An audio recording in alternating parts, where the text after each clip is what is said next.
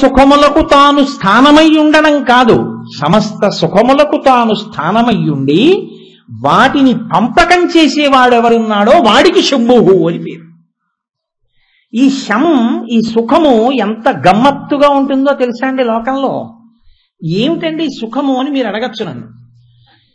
ఈ బాహ్యంలో ప్రధానంగా ఎలా ఉంటుందంటే, బ్రహ్మాండములో ఉన్న సుఖములను పిండాండము అనుభవించడంగా ఉంటుంది. అంటే మీరేదో అయోమయంగా అన్నారు, ఆ మాట మాకు అర్థం కావట్లేదంటారు. బ్రహ్మాండంలో బయట ఒక యాపిల్ పండు ఉంది. ఆ యాపిల్ పండు యొక్క గొప్పతనం ఎప్పుడు తెలుస్తుంది? ఈ పిండాండం నాలుక మీద వేసుకుని యాపిల్ పండు రుచిని చూసి తిన్నప్పుడు కదండి. బ్రహ్మాండంలో గులాబీ పువ్వు ఉంది, దానికి గొప్ప సౌందర్యం ఉంది, అందం ఉంది. గులాబీ పువ్వు అందం మీకు ఎప్పుడు తెలుస్తుంది? మీకు కన్ను ఉన్నప్పుడు. అక్కడ కస్తూరి ఉంది, దాని సువాసన మీకు ఎప్పుడు తెలుస్తుంది? మీకు ముక్కు ఉన్నప్పుడు. మీ కొడుకొచ్చి మిమ్మల్ని కౌగిలించుకున్నాడు, పుత్రగాత్ర పరిష్వంగం యొక్క అందం ఆనందం మీకు ఎప్పుడు తెలుస్తుంది? మీకు స్పర్శ ఉన్నప్పుడు. ఇప్పుడు బ్రహ్మాండమునందు ఇన్ని సుఖములను ఎవరు ఏర్పాటు చేశారు? ఈ పళ్ళు కాని, తోటలు కాని, పొలాలు కాని, జలపాతాలు కాని, పువ్వులు కాని, వీణానాదములు కాని, మృదంగములు కాని, చప్పుళ్ళు కాని, కోయిలలు కాని, పాటలు కాని, చిలకలు కాని, చెట్లు కాని, పర్వతాలు కాని, కొండలు కాని, నదులు కాని, ప్రవాహాలు కాని, ఇవన్నీ ఎవరు ఏర్పాటు చేశారు? మీరు పెట్టలేదు, నేను పెట్టలేదు, ఈశ్వరుడే ఏర్పాటు చేశాడు, ఆయనే సృష్టించాడు. ఇవన్నీ సృష్టించి మిమ్మల్ని సృష్టించాడు. మీకు ఒక్క 5 ఇవ్వడం మానేశాడు అనుకోండి. ఆయన కన్ను, ముక్కు, చెవి, నోరు, నాలుక 5 తీసేశాడు. కన్ను లేదు, లేదా కన్నుంది చూడదు, ముక్కుంది వాసన చెప్పదు, నాలుగుంది రుచి చెప్పదు, చర్మం ఉంది స్పర్శ చెప్పదు, చెవులున్నాయి వినడం తెలియదు. జాగ్రత్తగా ఆలోచించండి. ఇప్పుడు మీకు బ్రహ్మాండంలో ఉన్న సుఖాలతో మీకేమైనా పనుందా? గులాబీ పూలు ఉన్నాయి, మీరేమైనా చూస్తారా?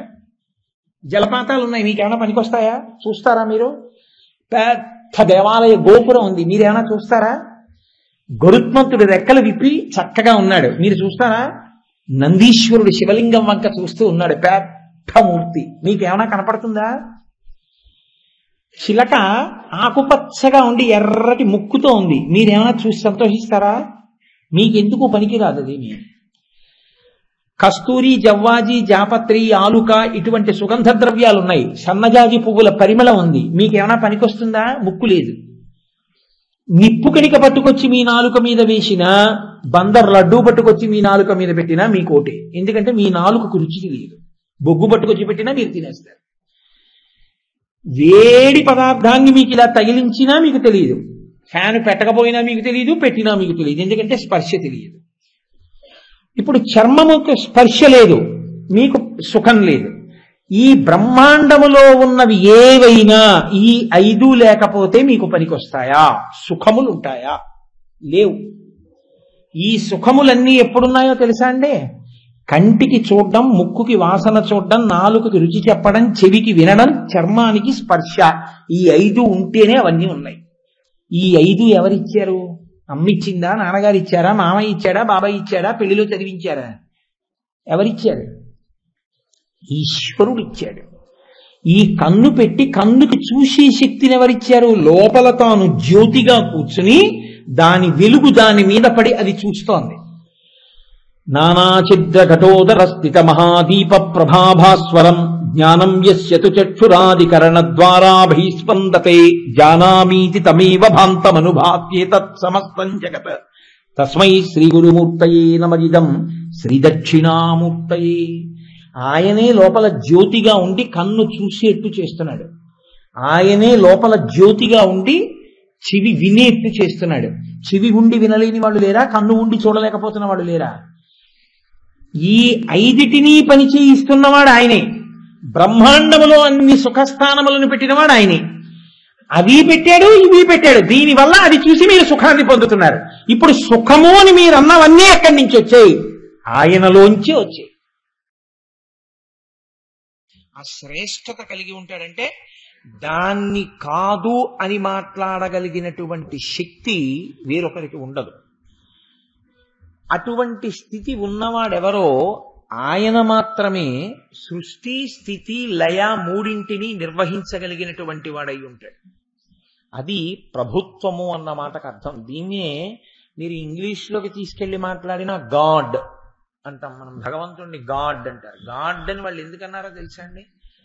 an omnipresent and omnipotential force which cannot be visualized by a naked eye, but that generates, that operates, that destroys is called the God. Generates అంటే సృష్టించడం, ఓ ఆపరేట్స్ నిర్వహించడం, డి డెస్ట్రాయ్స్ లయం చేయడం. డెస్ట్రాయ్ అన్న మాట లయానికి దగ్గర కాదు, కానీ వాళ్ళకి అంతకన్నా ఇంకో మాట లేక అలా వేస్తూ ఉంటారు. డెస్ట్రాయ్ అంటే నాశనం చేయడం, లయం వేరు, తనలోకి తీసుకోవడం.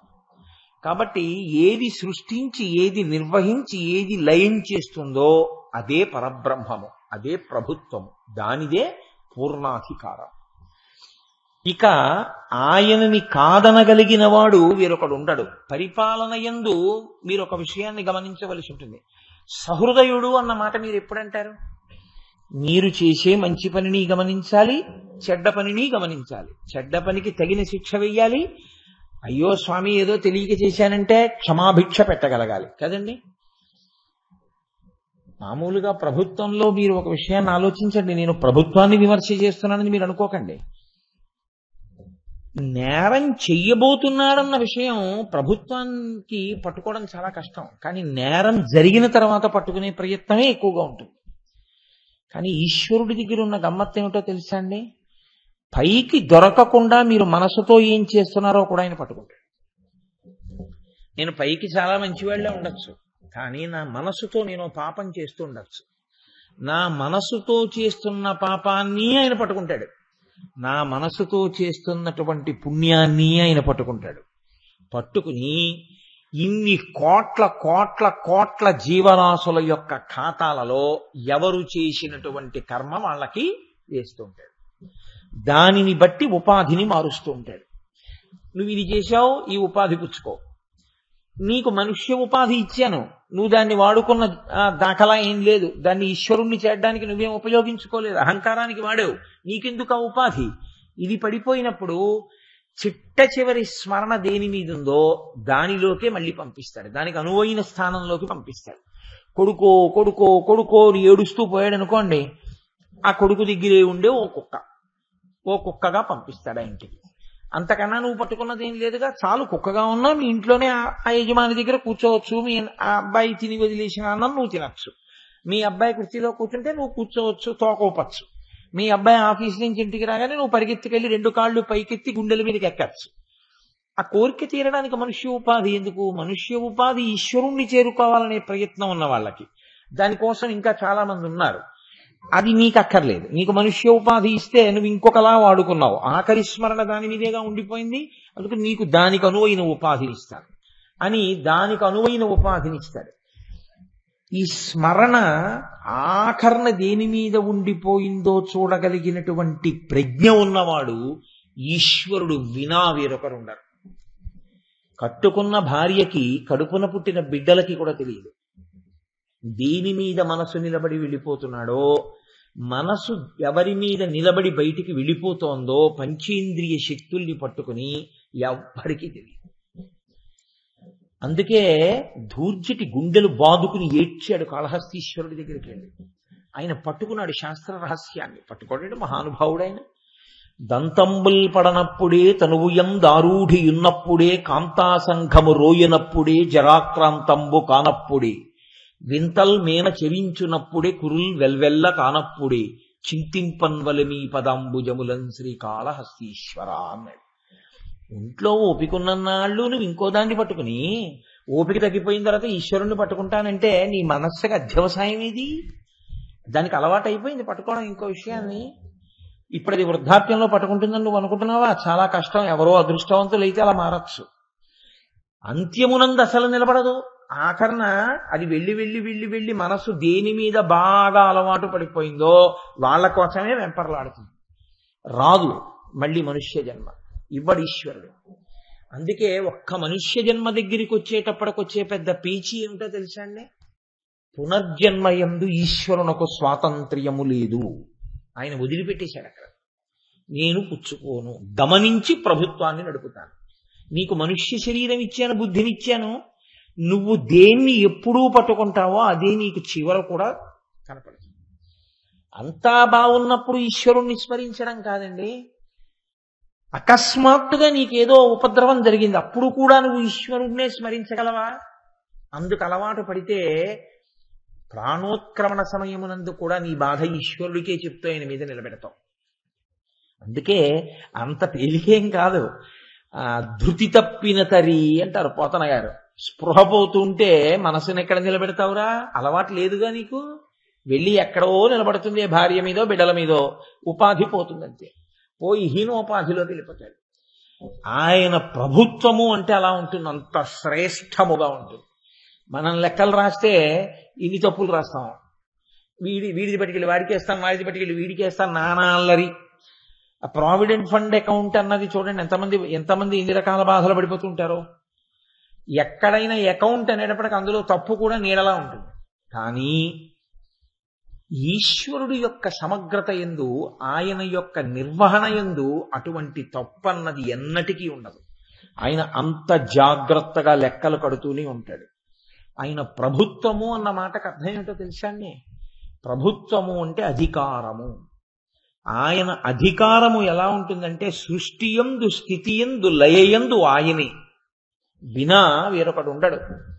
అందుకే శివుని యొక్క వైభవాన్ని చెప్పడం నటరాజతత్వం చెప్తుంది. ఆ నటరాజుగా ఉన్నప్పుడు ఆయన నాట్యం చేస్తుంటే అలా చూస్తూ సంతోషపడిపోయేవాళ్ళు వ్యాఘ్రపాదుడు, పతంజలి. అందుకే ఇప్పటికీ మీకు వ్యాఘ్రపాదుణ్ణి, పతంజలిని, భృంగిని చూడాలి అంటే ఒకే ఒక్క చోట చూడడానికి అవకాశం ఉంది. కాంచీ పట్టణంలో, కాంచీపురం వెడితే ఏకాంబరేశ్వరుడని మామిడి చెట్టు ఉంది. 4 వేదములు మామిడి చెట్టుగా వచ్చాయి. ఆ మామిడి చెట్టు కింద పార్వతీ పరమేశ్వరులు కూర్చుని ఉంటారు. అమ్మవారు పరమశివుడి వంక తిరిగి ఉంటుంది. పరమశివుడు అమ్మవారి వంక తిరిగి ఉండకుండా ఇలా మన వంక ఎవరు చూడ్డానికి వస్తారో వాళ్ళందరికీ నా ఆశీర్వచనం ఉంటుందని చూపిస్తుంటాడు. శివకేశవుల మధ్య అభేదం అంటే గొప్పతనం ఏమిటో తెలుసా అండి? ఆ స్థితిలో అక్కడ కంచిలో చూసేవాళ్ళు ఎవరో తెలుసా? పార్వతీ పరమేశ్వరుడు, వాళ్ళ మధ్యలో సుబ్రహ్మణ్యుడు. అమ్మవారి అన్నగారు నారాయణుడు మాత్రం ఎప్పుడూ వాళ్ళకి దూరంగా ఉండడం. ఇలా మీరు వంగి ఇలా గోడ మీదకి చూస్తే ఎదురుగుండా శ్రీ మహావిష్ణువు ఉంటారు. అసలు శివకేశవుల మధ్య ఉన్న అన్యోన్యత, ఆ అనుబంధం మీరు మహాభారతం చదివితే మీకు అర్థం అవుతుంది. ఆయన ఇవ్వాలంటే ఈయనకిస్తాడు, ఈయన ఇవ్వాలంటే ఆయనకిస్తాడు. ఒకటే, రెండుగా ఉండి ఎప్పుడు ఇచ్చిపుచ్చుకుంటూ ఉంటుంది. అసలు ఏ భేదం మీకు కనపడదు వాళ్ళిద్దరి మధ్య. ఒకటి రెండుగా, ఒక ప్రమిదలో 2 ఒత్తుల్లా వెలుగుతుంటారు వాళ్ళిద్దరు. రెండుగా ఉన్న ఒక్క జ్యోతిది కనుక అక్కడ కనపడతారు వ్యాఘ్రపాదుడు, పతంజలి. ఆ కాంచీపురంలో ఏకాంబరేశ్వరుడి దేవాలయం నుంచి బయటకు వస్తే స్వామివారి పల్లకి అక్కడికి వచ్చి నిలబడుతుంది. అక్కడ కనపడతాడు భృంగి, 3 కాళ్లతో ఉంటాడు. భృంగి ఛా నటనోత్కట కరిమద గ్రాహీ స్ఫురన్మా దవా హ్లాదో నాదయుతో మహాసితవపు పంచేషు నాచాధృత అంటారు శంకరభగవత్పాదులు శివానందలహరిలో. కాబట్టి ఆ నటరాజస్వామిగా ఆయన తన ప్రభుత్వమును మీకు చూపిస్తాడు. అందుకే నటరాజు అంటే కదులుతున్నటువంటి వాడు కదండి. ఇది అసలు శివతత్వానికే భిన్నం నటరాజు. ఎందుకని? శివుడంటే ఎవరు? తనలో తాను రమించేవాడు. తనలో తాను రమించేవాడు కదలడు, కూర్చుంటాడు కదండి.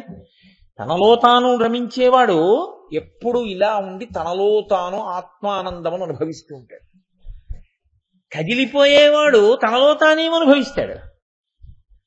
అలా ఉండవలసిన వాడు నటరాజుగా ఉంటాడు, కదిలిపోతుంటాడు చిదంబరంలో.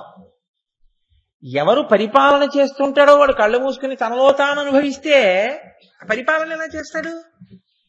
ఎవరు లోకమును పరిపాలిస్తాడో ఆ విష్ణువు రంగనాథుడిగా పడుకుని ఉంటాడు. ఏమిటా తత్వం? తనలో తాను అనుభవించవలసిన వాడు నటరాజుగా నాట్యం చేస్తుంటాడు, పరిపాలన చేయవలసిన వాడు రంగనాథుడిగా పడుకుని ఉంటాడు. ఆ తత్వాన్ని మీరు పరిశీలనం చేస్తే మీకు ఆ శివకేశవుల వైభవం ఏమిటో అర్థం అవుతుంది. ఈ కంటితో చూసి పరిపాలించాడు రంగనాథుడు. ఈ కన్ను మూసి లోపల మీ లోపలితనాన్ని కూడా పరిశీలిస్తూ పడుకుని ఉంటాడు. ఆయన పరిపాలన అలా ఉంటుంది. ఈయన నటరాజుగా ఉంటాడు. ఏమిటో తెలుసా అండి ఆ నాట్యం? ఒక చేతిలో అగ్నిహోత్రాన్ని పట్టుకుంటాడు, చిరునవ్వు నవ్వుతూ ఉంటాడు. సాధారణంగా అంత నాట్యం చేస్తున్నప్పుడు అంత చిరునవ్వు చాలా కష్టం. ఆ నటరాజస్వామి ఎంత గొప్ప చిరునవ్వో! మీరు అసలు వైభవాలన్నీ చూడాలంటే కాంచీపురంలోనే చూడాలి. కైలాసనాథుడి దేవాలయం పక్కన ఒక గది ఉంటుంది తలుపేసేసి. మీరు అర్చకుల్ని బ్రతిమాలితే వాళ్ళు తలుపు తీస్తారు. అక్కడ నీరాజనం ఇవ్వండి అని అడిగితే ఊర్ధ్వతాండవమూర్తి ఉంటారు అక్కడ. ఆయనకి నీరాజనం ఇస్తున్నప్పుడు ఇలా ప్రమిద పైకెత్తితే, హారతిలో నోటిదాకా పైకెత్తితే చిరునవ్వు నవ్వుతూ ఉంటాడు. ఇంకొంచెం పైకి కాని హారతి పైకెత్తితే రుద్రమూర్తి కింద ఉంటాడు, చాలా కోపంగా ఉంటాడు. మీకే ఉలిక్కి పడతారు, ఈ బాబా దేవుడు అంత కోపంగా ఉన్నాడని. ఇలా దింపితే చిరునవ్వు నవ్వుతూ ఉంటాడు. అలా నటరాజు ఈ చేత్తో అగ్నిహోత్రం, ఈ చేత్తో అగ్నిహోత్రాన్ని పట్టుకుంటాడు, ముఖం చిరునవ్వు నవ్వుతూ ఉంటుంది. ఈ చేత్తో ఢమరుక పట్టుకుని ఉంటాడు. ఏమిటి ఆ విలాసం అంటే, ఢమరుక శబ్దం, శబ్దం ఆకాశ గుణకం. సృష్టి ఢమరుక సూచిస్తుంది. ఈ సృష్టినంతటినీ కూడా నేనే చేశాను, ఈ సృష్టినంతటినీ నేనే తీసేసుకుంటాను. లయం అగ్నిహోత్రం, అగ్నిహోత్రం అన్నింటినీ బూది చేసేస్తుంది, తనలో కలిపేసుకుంటుంది. కాబట్టి అగ్ని లయం, ఢమరుక సృష్టి, మధ్యలో చిరునవ్వు స్థితి. కాబట్టి సృష్టికర్త, స్థితికర్త, ప్రళయకర్త మూడు నేనే. మూడైన నేను మూడుగా కనపడతాను, ముగ్గురిగా కనపడతాను. ముగ్గురిగా కనపడిన నేను మూడు కాదు, ఒక్కటే. అందుకే మూడు మూర్తులకును మూడు లోకములకు మూడు కాలములకు మూలమగుచు భేదమగుచు తుదిక భేదమయ్యప్పారు బ్రహ్మమనగ నీవే పాలనయన అంటారు పోతన గారు. మూడుగా కనపడతాడు, ముగ్గురిగా కనపడతాడు, బ్రహ్మ విష్ణు శివులని. మూడు కాలములుగా కనపడతాడు, భూత భవిష్యత్ వర్తమాన కాలములని. మూడు లోకములుగా కనపడతాడు, అధోలోకములు, మధ్యలో ఉన్న లోకాలు, పై లోకాలు అని. ఆయన యొక్క మూడవ కంటి అనుగ్రహం కలిగితే, అజ్ఞానము దహింపబడి జ్ఞానము కలిగితే అన్నీ ఒక్కటే అన్న జ్ఞానం కలుగుతుంది. అందుకే జ్ఞానదాత మహేశ్వర. ఆయన ఆ అనుగ్రహాన్ని వర్షించనంతసేపు అనేకం కనపడుతూ ఉంటాయి. ఒక్కసారి ఈశ్వరానుగ్రహం, శివానుగ్రహం కలిగిందా అన్నీ ఒక్కటే అన్న జ్ఞానం అంకురిస్తుంది. కాబట్టి ఇప్పుడు ఆయన నటరాజుగా సృష్టికర్త, స్థితికర్త, ప్రళయకర్త ఆయనే. మిగిలిన వారందరూ ఆయనకి ఉపకరణములు, ఆయనకి సాయం చేస్తూ ఉంటారు, ఆయన చెప్పిన పని చేస్తూ ఉంటారు, ఆయన ఇచ్చినటువంటి ఆజ్ఞలను ఔదలదాలుస్తూ ఉంటారు. ఇటువంటి శక్తి ఉన్నవాడు. మీరు చూడండి, నేను నిన్న మీతో మనవి చేశాను, ఆయనకి ఆణవ మలము లేదు, కార్మిక మలము లేదు, మాయిక మలము లేదు. మీరు ఏ ప్రాణినైనా తీసుకోండి, అందులో ఉండేవేవి అంటే 5 భూతములు ఉంటాయి. పృథివి, ఆపస్, తేజో, వాయు, ఆకాశములు. ఇవి కాక సూర్యుడు, చంద్రుడు ఒకరు మనోరూపంగా ఉంటారు. లేదా అదేంటి, ఆ చంద్రుడు అన్నప్పుడు మీరు మనోరూపం అనుకోండి కాసేపు. సూర్యుడు జ్యోతిస్వరూపంగా ఉంటాడు, యజమాన రూపము అని లోపల జీవుడు ఉంటాడు. ఇవి ఎవరు? ఇవన్నీ శివుడే. ఇదే అష్టమూర్తి తత్వం అంటారు. భూరంభం శనలో నిలోంబర మహార్నాథో హిమాంసు పుమాన్ ఇత్యాభాతి చరాచరాత్మకమిదం యస్యైవ మూర్త్యష్టకం నాన్యత్కించన విద్యతే విమృశతాం యస్మాత్ పరస్మాద్ విభో తస్మై శ్రీ గురుమూర్తయే నమ ఇదం శ్రీ దక్షిణామూర్తయే అంటారు శంకర భగవత్పాదులు దక్షిణామూర్తి స్తోత్రంలో. కంచిలో పృథివీలింగం, జంబుకేశ్వరంలో జలలింగం, అరుణాచలంలో అగ్నిలింగం, చిదంబరంలో ఆకాశలింగం, శ్రీకాళహస్తిలో వాయులింగం, సీతాగుండంలో చంద్రలింగం, కోణార్కలో సూర్యలింగం, కాఠ్మండులో యజమానలింగం. 8 ఆయనే. ఇప్పుడు ఈ 8 ఆయనే. ఈ 8 యొక్క సంఘాతములైన పిండాండములన్నీ ఆయనే. ఆయనే చేస్తాడు, ఆయనే ఉంచుతాడు, ఆయనే కలిపేస్తాడు. ఇది ఎంత గమ్మత్తుగా ఉంటుందో తెలుసా అండి. అక్కడే కూర్చుని మట్టి తీసి బొమ్మ చేసి అక్కడ పెట్టాడు. ఇప్పుడు ఈ మట్టితో బొమ్మ చేసి అక్కడ పెట్టి మళ్ళీ మట్టి తీసి ఇంకో బొమ్మ చేశాడు. ఆ బొమ్మ తెచ్చి అక్కడ పెట్టి ఈ బొమ్మను తీసేసి ఇలా నలిపేసి మళ్ళీ మట్టిలో పోయి కలిపేశాడు. ఇప్పుడు మట్టిలోంచి తీసి చేసినప్పుడు బొమ్మలో ఉన్నది మట్టే, మళ్ళీ అది మట్టిలోకి వెళ్ళిపోయినప్పుడు మట్టే. బొమ్మలు తీసి బొమ్మలు తెచ్చి బొమ్మలు తీసి బొమ్మలు తెచ్చినట్టు చాలా చమత్కారంగా తాను తెర వెనక ఉండి అన్నీ చేస్తుంటాడు. చేసేది కాదండి. నా తాతగారు కొన్నాళ్ళు ఉన్నారు, వారు వెళ్ళిపోయారు. తర్వాత మా తండ్రి గారు వచ్చారు, వారు వెళ్ళిపోయారు. ఆ తర్వాత నేను వచ్చాను, కొంతకాలం ఈశ్వరుడు నన్ను రంగస్థలం మీద ఉంచుతాడు. ఆ తర్వాత నా కొడుకు, తర్వాత నా మనవడు. బొమ్మలు వస్తూ ఉంటాయి, బొమ్మలు మళ్ళీ అందులోకి వెళ్ళిపోతుంటాయి. ఆయన మాత్రం వెనక నుండి ఈ సమస్తాన్ని నిర్వహణ చేస్తుంటాడు. ఎంత గమ్మత్తుగా ఉంటుందో తెలుసా అండి? మీకు కదలికలు తెలుస్తాయి, కదిపేవాడు తెలియడు. అది గమ్మత్తు. వాడు కనపడిపోతే మీకు జ్ఞానం కలిగిపోయినట్టే. వాడిని అంతటా చూసేస్తారు మీరు. విశ్వమునందు విశ్వనాథుణ్ణి, లోకమునందు లోకేశ్వరుణ్ణి చూడడం వచ్చేస్తుంది మీకు. అది చూడడం వచ్చిన వాడికి ఎప్పుడూ ఆనందమే. యోగరతో వా భోగం ఆయనే చూస్తుంటాడు, ఆయనే తానని తెలుసుకుంటాడు. అహం బ్రహ్మాస్మి.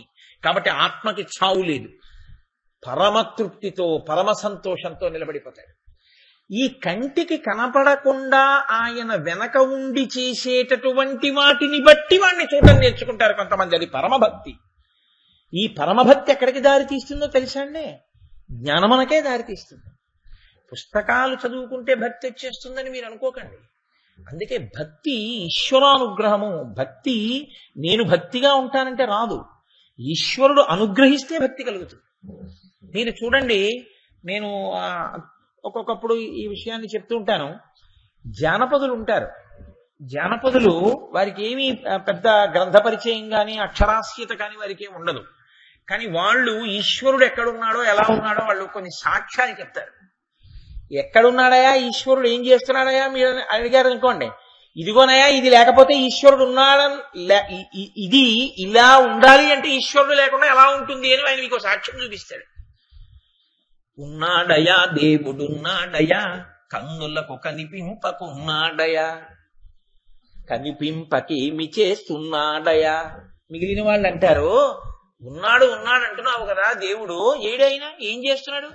కన్నులకు కనిపింపకున్నాడయా. ఈ మాంసనేత్రానికి దొరకడంటున్నావు, దొరకకపోతే ఉన్నాడనడానికి ఏంటి ఆధారం? లోకాల చీకట్లు పోకర్ప గగనాన రవిచంద్ర దీపాలు ఉంచాడయా, ఉన్నాడయా దేవుడున్నాడయా. పగటిపూట ఒక దీపాన్ని పెట్టాడు, సూర్యుడన్న దీపం. రాత్రి వేళ చంద్రుడన్న దీపం పెట్టాడు. ఇంట్లో దీపం లేకుండా ఉండకూడదు కదండి. ఇదంతా ఆయన ఇల్లు. అందుకని ఈ ఇంట్లో రాత్రి వేళ చంద్రుడన్న దీపాన్ని పెట్టాడు, పగటి వేళ సూర్యుడన్న దీపాన్ని పెట్టాడు. ఈ రెండు దీపాలు లేకుండా ఇల్లు ఎప్పుడు ఉండదు. ఆయన ఇల్లు ఎప్పుడు మంగళప్రదమే. కాబట్టి మీరు పెట్టారా నేను పెట్టానా ఆ దీపాలు? ఈ రెండు దీపాలు పెట్టి కొడిగట్టిపోకుండా వాటిని అలా చేతులు పట్టి అవి చక్కగా ప్రకాశించేటట్టు చేస్తున్నవాడు ఈశ్వరుడే. కాబట్టి ఉన్నాడయా దేవుడున్నాడయా, ఇరుసు లేకుండానే ఈ భూచక్రమును ఎల్లవేళల తిప్పుచున్నాడయా, ఉన్నాడయా దేవుడున్నాడయా. సూర్యోదయం అయింది అంటే భూమి సూర్యుడికి ఎదురుగుండా వచ్చింది. సూర్యాస్తమయం అయింది అంటే భూమి ఇలా తిరుగుతూ, ఇది సూర్యుడు అనుకోండి, ఎదురుగుండా వస్తే పగలు, ఇలా తిరిగింది అనుకోండి, ఆయనకి వెనక్కిడిపోతే ఆయన కనపడకుండా, ఆయన కిరణములు పడకుండా వెనక్కిడితే చీకటి. తిరుగుతోంది భూమి. తిరుగుతోందంటే మీరు తిప్పుతున్నారా నేను తిప్పుతున్నానా? దానికి ఏమైనా ఇరుసుందా?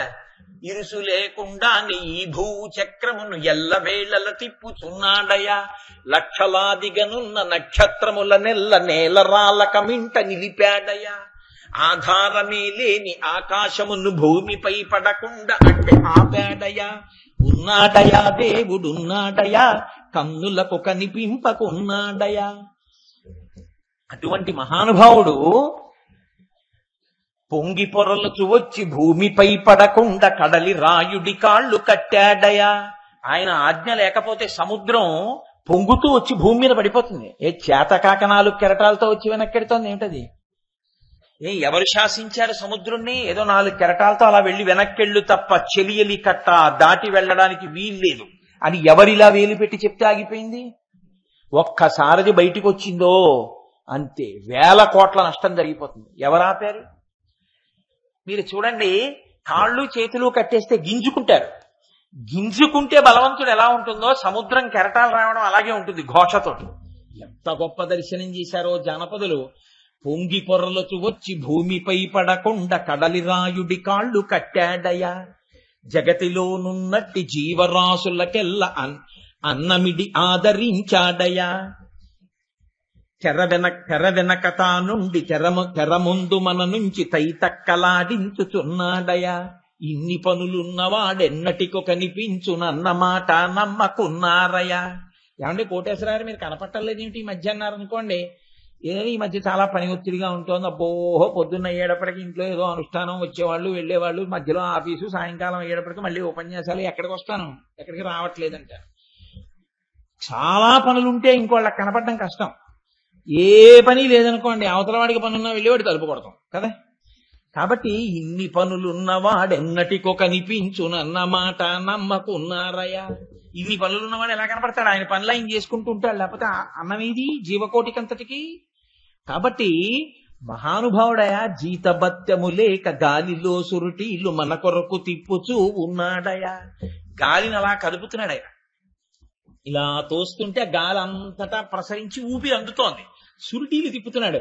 అలా తిప్పినందుకు మీరు నేనేమైనా జీతం ఇచ్చానేట ఆయనకి? గుళ్ళోకి ఇచ్చే అరటిపళ్ళు అని ఉంటాయి, ఇంతంత అరటిపళ్ళు, అవి పెట్టడం తప్ప ఈశ్వరుడు చెప్పడన్నా మనం తింటే అరటిపండు కూడా మనం పెట్టాం. కాబట్టి అటువంటి వాడు ఈశ్వరుడు. ఆయన ప్రభుత్వం అంటే అలా ఉంటుంది. ఆయన శ్రేష్ఠుడు, ఆయన నిర్వహిస్తాడు. అందుకే ఆయన దేవతా సార్వభౌమ. అందుకే ఈశ్వరతత్వాన్ని ఎక్కడ చెప్పినా ఒక మాట చెప్తాడు. మిగిలిన దేవతల యొక్క కిరీటములలో పొదగబడినటువంటి మణుల యొక్క కాంతుల చేత ఆయన పాదములకు నీరాజనములు ఇవ్వబడుతుంటాయి. అంటే ఆయన నడిచి వస్తుంటే వీళ్ళందరూ సభలోని వాళ్ళు ఎంత వంగుతారంటే వాళ్ళ కిరీటములు ఆయన పాదములకు తగలకుండా ఆయన ముందు నడిచేటటువంటి పారిషదులు తప్పుకోండి తప్పుకోండి తప్పుకోండి అంటుంటారు. అయినా సరే ఆయన పాదములకు నమస్కరిద్దామని కిరీటాలు ఇలా ఉంచేస్తారు ఆయన పాదముల దగ్గర. ఉంచితే ఆయన మధ్యలో ఇలా నడుస్తూ ఉంటారు, ఆ పక్కలకి కిరీటాలు భూమికి తగిలేటట్టు వంగుతారు. వాటి కాంతులు ఆయన పాదముల మీద పడుతుండగా ఆయన నడుస్తూ ఉంటాడు. అలా నడిచేవాడెవడో వాణ్ణి సార్వభౌముడు అని పిలుస్తాడు. శివుడు సార్వభౌముడు. అందుకే శ్రీశైలే స్వర్ణశృంగే మణిగణరచితే కల్పవృక్షాళి శీతే స్ఫీతే సవర్ణ రత్నస్ఫురిత నవగృహే దివ్యపీఠే శుభార్హ్యే ఆసీన సోమచూడ సకరుణ నయన సంగన స్మేరవక్ర శంభుశ్రీ భ్రామరీష ప్రకటిత విభవో దేవతా సార్వభౌమ. ఆయనకి దేవతా సార్వభౌమ అని పేరు. ఆయన నడిచి వస్తూ ఉంటే దేవతలందరూ కూడా తమ కిరీటములు ఆయన పాదముల మీద వాటి కాంతులు పడేటట్టుగా వంగి నమస్కరిస్తారు. అటువంటి వాడు సార్వభౌముడైనటువంటి వాడికి ఒక లక్షణం ఉంటుంది. ఏమిటో తెలుసా అండి? ఆయన ప్రసన్నుడు కావడమే మీ కోరిక తీరడం. సార్వభౌముడు ప్రసన్నుడు అయ్యాడనుకోండి, ఏమి ఇవ్వడు మీకు. అయితే మీరు ఇక్కడ ఒక పెద్ద చమత్కారం గమనించాలి. సార్వభౌముడు ప్రసన్నుడైతే మీకు చాలా పెద్ద మర్యాద ఏమిటో తెలుసా అండి? ఆయన కన్నా పైన మిమ్మల్ని కూర్చోబెట్టడం కదండి. మీ కాళ్ళు ఆయన పట్టుకోవడం కాదని మీరు అనగలరా? ఆయన సార్వభౌముడు, ఆయన మీ కాళ్ళు పట్టుకున్నాడు అనుకోండి, అది ఎంత మర్యాద. ఆయన సార్వభౌముడు కాబట్టి ఆయన కన్నా పైకి ఎవరు కూర్చోరు ఇంకా. కానీ ఇప్పుడు ఆయన కింద కూర్చొని పైన కూర్చోబెడతాడు. ఎందుకు కూర్చోబెడతాడో తెలుసండి? ఆయన సహృదయం అది. నేను సార్వభౌముణ్ణి కాబట్టి ఎప్పుడూ కింద కూర్చోండి అనడం, నేను సార్వభౌముణ్ణి కాబట్టి అందరూ నా కాళ్లే పట్టుకోండి అనడం. ఎంత చిత్రంగా ఉంటుందో తెలుసా? ఈ సౌలభ్యానికి స్తోత్రం చేస్తారు ఈశ్వరుడు. లేకపోతే ఆయన సార్వభౌముడైతే మీరు ఎప్పుడు భయం భయంతో చేతులు కట్టుకుని ఉండాలి. మీకు చనువు ఎక్కడ ఉంటుందండి? మీకు చనువు ఏర్పడే అవకాశం ఉండదు. చనువు ఎప్పుడు ఉంటుంది? సహృదయత ఉన్నవాడైతే ఆ కిందకి దిగొస్తాడు. అల్లసాని పెద్దన గారు రాయలవారు వెళ్ళిపోయిన తర్వాత గుండెలు బాదుకుని ఇచ్చాడు. ఎదురైన చోతన మదకరీంద్రము డిగ్గి కేలూతనొసగి ఎక్కించుకొని మనుచరిత్రం బందుకొను వేళ పొరమేగ పల్లకి తమకేల పట్టి ఎత్తే బిరుదైన కవి గండ పెండేరమునకీవె తగునని తానే పదమున తొడగే గోకట గ్రామాధ్యనేకాగ్రహారములడిగిన సీమలు అందునిచ్చే ఆంధ్ర కవితా పితామహ అల్లసాని పెద్దనామాత్య అని నన్ను పిలుచునట్టి కృష్ణరాయల తోడ దివికేగలేక బ్రతికియున్నాడ జీవచ్ఛవంబునగుచు అని చెప్పుకున్నాడు. రాయలవారు గొప్పవారు కాబట్టి వెళ్ళిపోయాడని నేను ఏడుస్తున్నానని చెప్పలేదు. ఎదురైన చోతన మదకరీంద్రము డిగ్గి కేలూతనొసగి ఎక్కించుకొనియే అంత గొప్పవాడైనా సాహితీ సమరాంగణ సార్వభౌముడు, లలిత కళాప్రియుడు, కవి పండిత పోషకుడు, విద్వత్కవి, మురులాయరగంట, జగనొబ్బగంట అని బిరుదులు సాధించినటువంటి వాడైనా ఆయన మదపుటేనుగు మీద ఎక్కి వెళ్ళిపోతుంటే, అల్లసాని పెద్దనగారు అలా వెళ్ళిపోతుంటే, ఓహో పెద్దనగారు ఎడుతున్నారని చెప్పి ఏనుగు మించి తాను కిందకి దిగి పెద్దనగారు రండి అని 2 చేతులు పట్టుకుని తన చెయ్యి ఇచ్చి ఏనుగు మీద కూర్చోబెట్టుకుని పురవీధుల్లో తీసుకెళ్ళాడు. ఇది రాయలవారి గొప్పతనం. నా దగ్గర 4 గ్రామాలు పుచ్చుకుని పద్యాలు చెప్తేనే సంతోషించి ఇచ్చేటటువంటి ధనాన్ని పుచ్చుకుని బతికే బ్రాహ్మణుడు ఈయనకి నేను గౌరవం ఏమిటి అనలేదు. పైగా మనుచరిత్ర అంకితం అందుకొని వేళ పురమేగ పల్లకి తనకేల పట్టి ఎత్తే మనుచరిత్ర రాయలవారికి అంకితం ఇచ్చాడు ఆయన. శ్రీవక్షోజకులంగనాభ మెదపై జన్నొందలంబోదరాదేవింద్ర కమలా సమీపమున ప్రీతి నిలిపినాడో జనంగ వందారు తనందనాది నిజభక్త శ్రేణి కిందోతురా జీవక్షుండు కృతార్థు చేయి శుభదృష్టిని కృష్ణ రాయాదిపున్నట్టు ప్రారంభం చేశాడు ఆయన మనుచరిత్ర. ఆ మనుచరిత్రని అంకితం ఇస్తే బిరుదైన కవివయ నీ పల్లకి నేనే మొయ్యాలని రాయలవారే మోశారు ఆ పల్లకిని. పైగా బిరుదైన కవి గండ పెండేరమునకి వెతగునని తానే పాదమున తొడగే. గండ పెండేరం వేసేటప్పుడు పాదానికి కదండి వేస్తారు, వంగాలి, అవతల వారి పాదం పట్టుకుని గండ పెండేరం వెయ్యాలి. నేనాయన ముందు వంగడం ఏమిటి, ఆయన పాదంనే పట్టుకోవడం ఏమిటి, ఆయనకి నే గండ పెండేరం ఏమిటి, అలా ఎలా వంగుతారండి, ఎలా పాదం పట్టుకుంటారండి అంటే చక్రవర్తికి మహారాజు ఒక బ్రాహ్మణుడికి ఒక కవికి గండ పెండేరం ఎలా వేస్తాడు?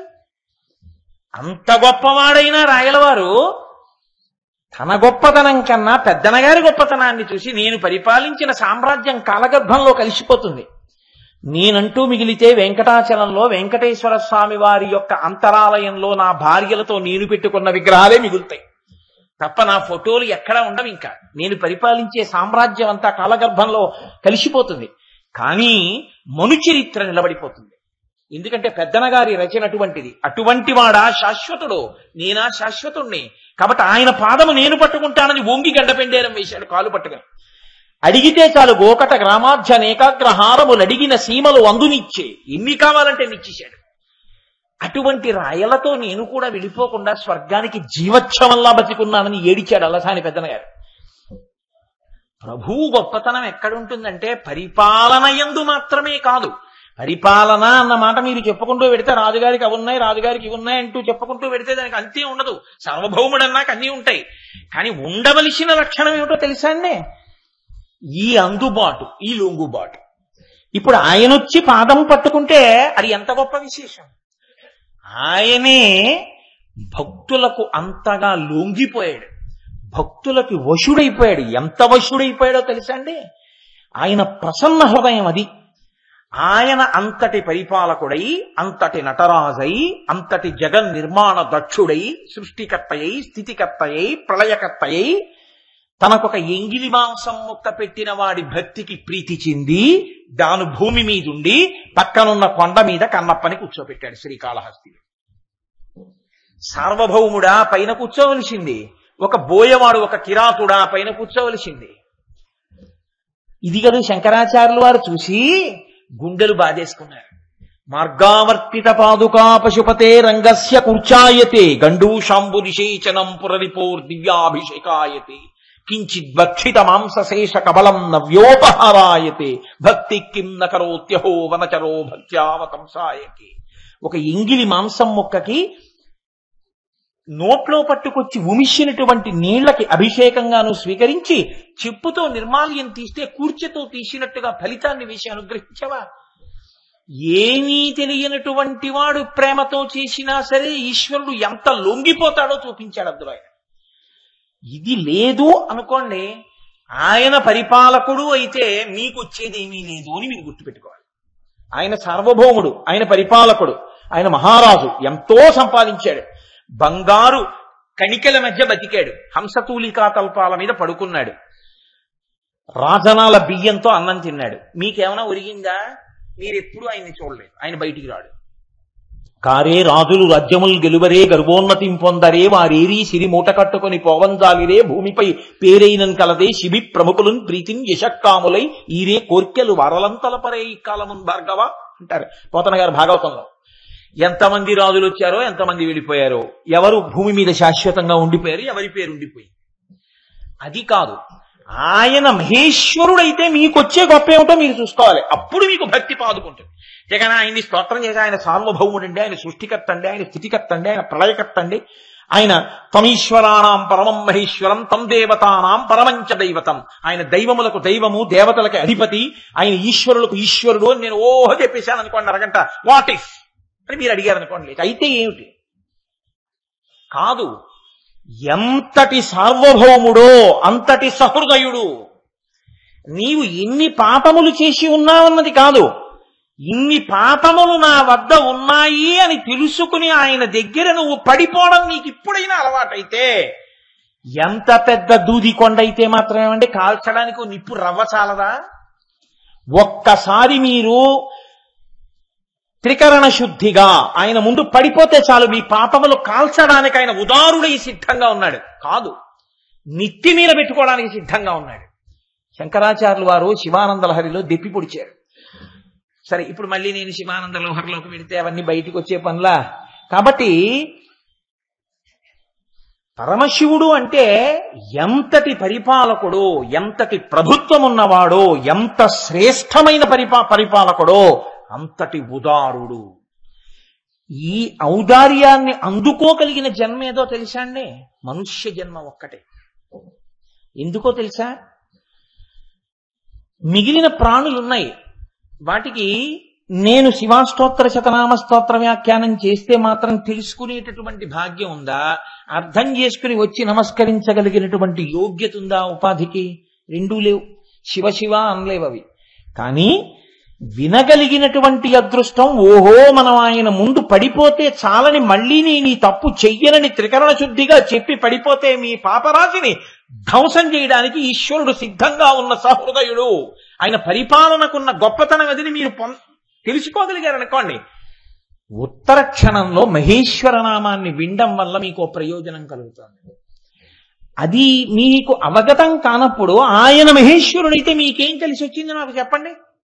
మీకు కలిసి వచ్చేది ఏం లేదు. మీరు పరమభక్తితో అడిగితే వాణ్ణి అడుగుతాను.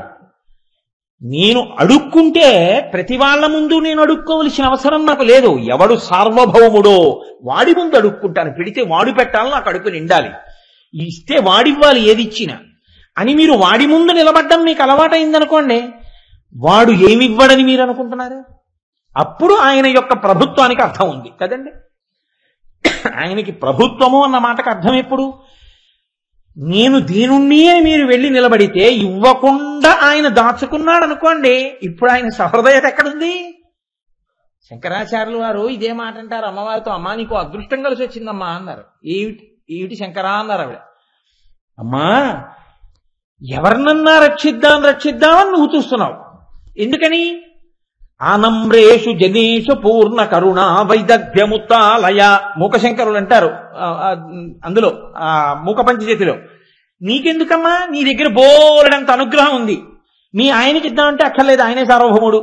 పోనీ పెద్ద అబ్బాయికి ఇద్దామంటే గణపతి లోకాల నుండి రక్షించేవాడు. సుబ్రహ్మణ్యుడికి ఇద్దామంటే మహాజ్ఞాని. ఇంకా నీకు నీ భర్త గురించి ఆలోచించాలా, పిల్లల గురించి ఆలోచించాలా? ఎవడికిద్దాం మరి మన దగ్గర ఉన్న అనుగ్రహం అంతా? అంటే నేను ఉన్నానమ్మోయ్ ఆనమ్రేషు జనేషు, ఏమీ లేక తప్పులు చేసిన వాడిని ఉన్నాను, నేను ఇదిగో ఇలా నించున్నాను. పూర్ణ కరుణ వైదగ్ధ్యముత్తాలయ, ఇప్పుడు నువ్వు ఇంకా పూర్ణ కారుణ్యం నా మీద వర్షించాయి. ఇచ్చేశానన్న తృప్తి నీకు, పుచ్చుకుని దరిద్రం తీరిపోవడానికి నేను కలిశాం కదా, ఇంకేమిటి భాగ్యం నీకు పండింది లేపంట అన్నారు. అంటే చమత్కారం, అది స్వతంత్రత. భక్తుడు ఈశ్వరుడి దగ్గరికి వెళ్ళి అలా అడగగలగాలి. అలా అడగలేకపోయాడు అనుకోండి, ఎప్పుడు ఇలా చేతులు కట్టుకుని అయ్యి బాబోయ్ అన్నాడు అనుకోండి, జీవితం అలాగే ఉంటుందంటే ఇంకెప్పటికీ మీకు స్వాతంత్ర్యం. త్యాగరాజస్వామి కీర్తన చేశారు, ఎన్నాళ్ళు వడ్డిస్తావు? నువ్వు వడ్డించడం రాముడు తినడమే కానీ మేము చూడమా? అందుకనమ్మా నువ్వు వండితేనే తింటాడంటావా? వండి అక్కడ పెట్టు, నేను వడ్డిస్తాను. రాముడు ఒక్కడు తినడుగా, లక్ష్మణుడితో కలిసి కానీ తినడు. రామలక్ష్మణులు కలిసి తింటుంటే భరత శత్రుఘ్నులు రాకుండా ఉండరుగా. వీళ్ళు నలుగురు తింటూ హనుమను వదిలేస్తారా? హనుమ కూడా వస్తారుగా. అమ్మా నువ్వు వండిన పాయసం వీళ్ళ పాత్రలు అన్నిటిలో వేసి లక్ష్మణుడు తిని, అన్నయ్య ఇన్నిసార్లు తిన్నా వదిన చేతి పాయసమేను స్మా అని వాళ్ళందరూ మురిసిపోతుంటే రామచంద్రమూర్తి తన నల్లటి చేత్తో తెల్లటి పాయసాన్ని ఇలా పుచ్చుకుంటుంటే, అమ్మా నేను ఇంకొంచెం వేసుకోండి అని నేను వెయ్యొద్దు, నువ్వు పక్కన నిలబడి అన్ని తయారు చేసేసి నేను వడ్డించుకుంటానన్నారు. అలా అడగచ్చా అండి అన్నారు అనుకోండి, ఇంకా మీకెప్పుడు స్వాతంత్ర్యం? భక్తుడికి భగవంతుడి దగ్గర స్వాతంత్ర్యం ఎందుకు ఏర్పడుతుందో తెలుసండి, ఆయన యొక్క ప్రసన్నతని మీరు అర్థం చేసుకుంటే మీరు సౌలభ్యంతో వెళ్ళి ఈశ్వరాన్ని నీ తప్పు చేశాను, ఇంకెప్పుడు చేయను, నన్ను మన్నించు అని చెప్పగలరు. ఏమండో చంపేస్తారని చెప్పాడంటే అన్నారు అనుకోండి, ఇంకెవరు చెప్తారా సోదరు చెప్పండి? ఇతనే నోటి మాటతో అజ్ఞాని నామయా దోషాన శేషాన్ విహితాన్ హరే క్షమస్వత్వం శేషశైల శిఖామణే, నోటితో అన్నమే. నిజంగా వెళ్ళి ఏం తప్పు చేశారో ఎవడు చెప్పడం. ఎవడికి వాడికన్నా ఉత్తముడు ఇంకోటి లేనట్టు మాట్లాడతాడు ఈశ్వరుడి దగ్గర. ఎప్పుడు చెప్తావు? ఆయన ప్రసన్నుడయా నిన్ను రక్షిస్తాడని చెప్తే, ఆయన ప్రభుత్వమునకున్న చాలా గొప్పతనం ఇది అని మీరు తెలుసుకున్న నాడు మాత్రమే మీకు ఆ మహేశ్వర అన్న నామం ఉపయుక్తం.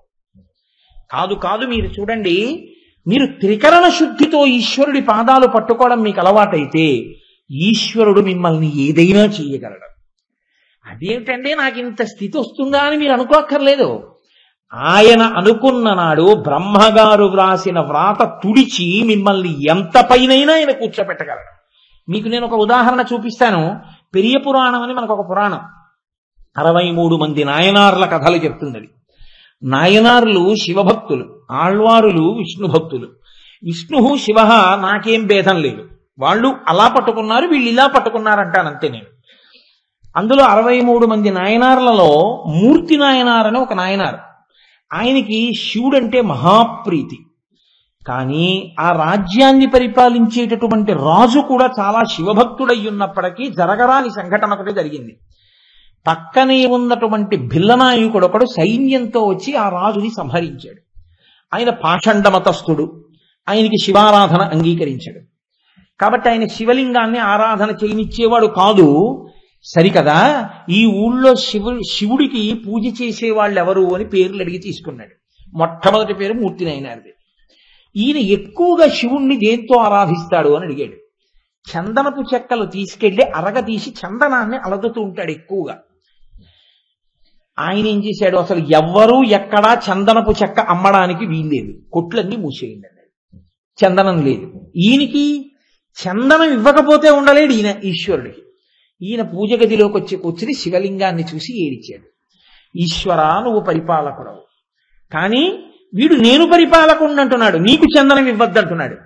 నీకు చందనం ఇవ్వకుండా నేను ఉండలేను. వాడు చందనపు చెక్క దొరకకుండా చేశాడేమో, నువ్వు నా ఒంట్లో కొన్ని చందనపు చెక్కలు పెట్టావు, నా ఎముకలన్నీ చందనపు చెక్కలే. కాబట్టి నేను ఇలా చందనాన్ని అరగదీసేవాణ్ణి, ఇప్పుడు ఇలా పెట్టి పైకి ములుకులా వస్తుందిగా మోచెయ్యి, దీన్నే రాతి మీద అరగతీస్తాను. ఇది శ్వేతగంధం, తెల్లగా వస్తుంది ఎముక గుజ్జు, దీన్ని నీకు అలదుతాను తప్ప ఇదే చందనంగా స్వీకరించు, నాకు ఇంతే ప్రారంధం, ఇంతకన్నా నేను ఎక్కడా తేలేకపోతున్నానని ఒక సాన తీసుకొచ్చి దాని మీద మోచెయ్యి పెట్టి రుద్దుతున్నాడు. అంటే ఆయన చేశాడని మీరు చేసే ప్రయత్నం చేయకూడదు, ఆయన భక్తి అటువంటిది. ఎందుకంటే జనంలో ఇటువంటి మౌఢ్యం కూడా ఉంటుంటుంది, చెప్పకపోతే ప్రమాదం. కాబట్టి ఆయన మోచేతిని రుద్దుతున్నాడు. రుద్దుతుంటే ఆ చర్మం చిట్లిపోయి నెత్తురు వస్తోంది. ఆయన అడిగి ఎర్రచందనం అన్నాడు. ఎముక అరిగి గుజ్జు బయటికి వస్తోంది. శివుడు చూడలేకపోయాడు. ఇది ప్రభుత్వం అన్న మాటకు అర్థం. నేను చూడలేకపోయానండి అన్నాడు అనుకోండి, వాడు చాలా మెత్తటి గుండె కలవాడని అర్థం.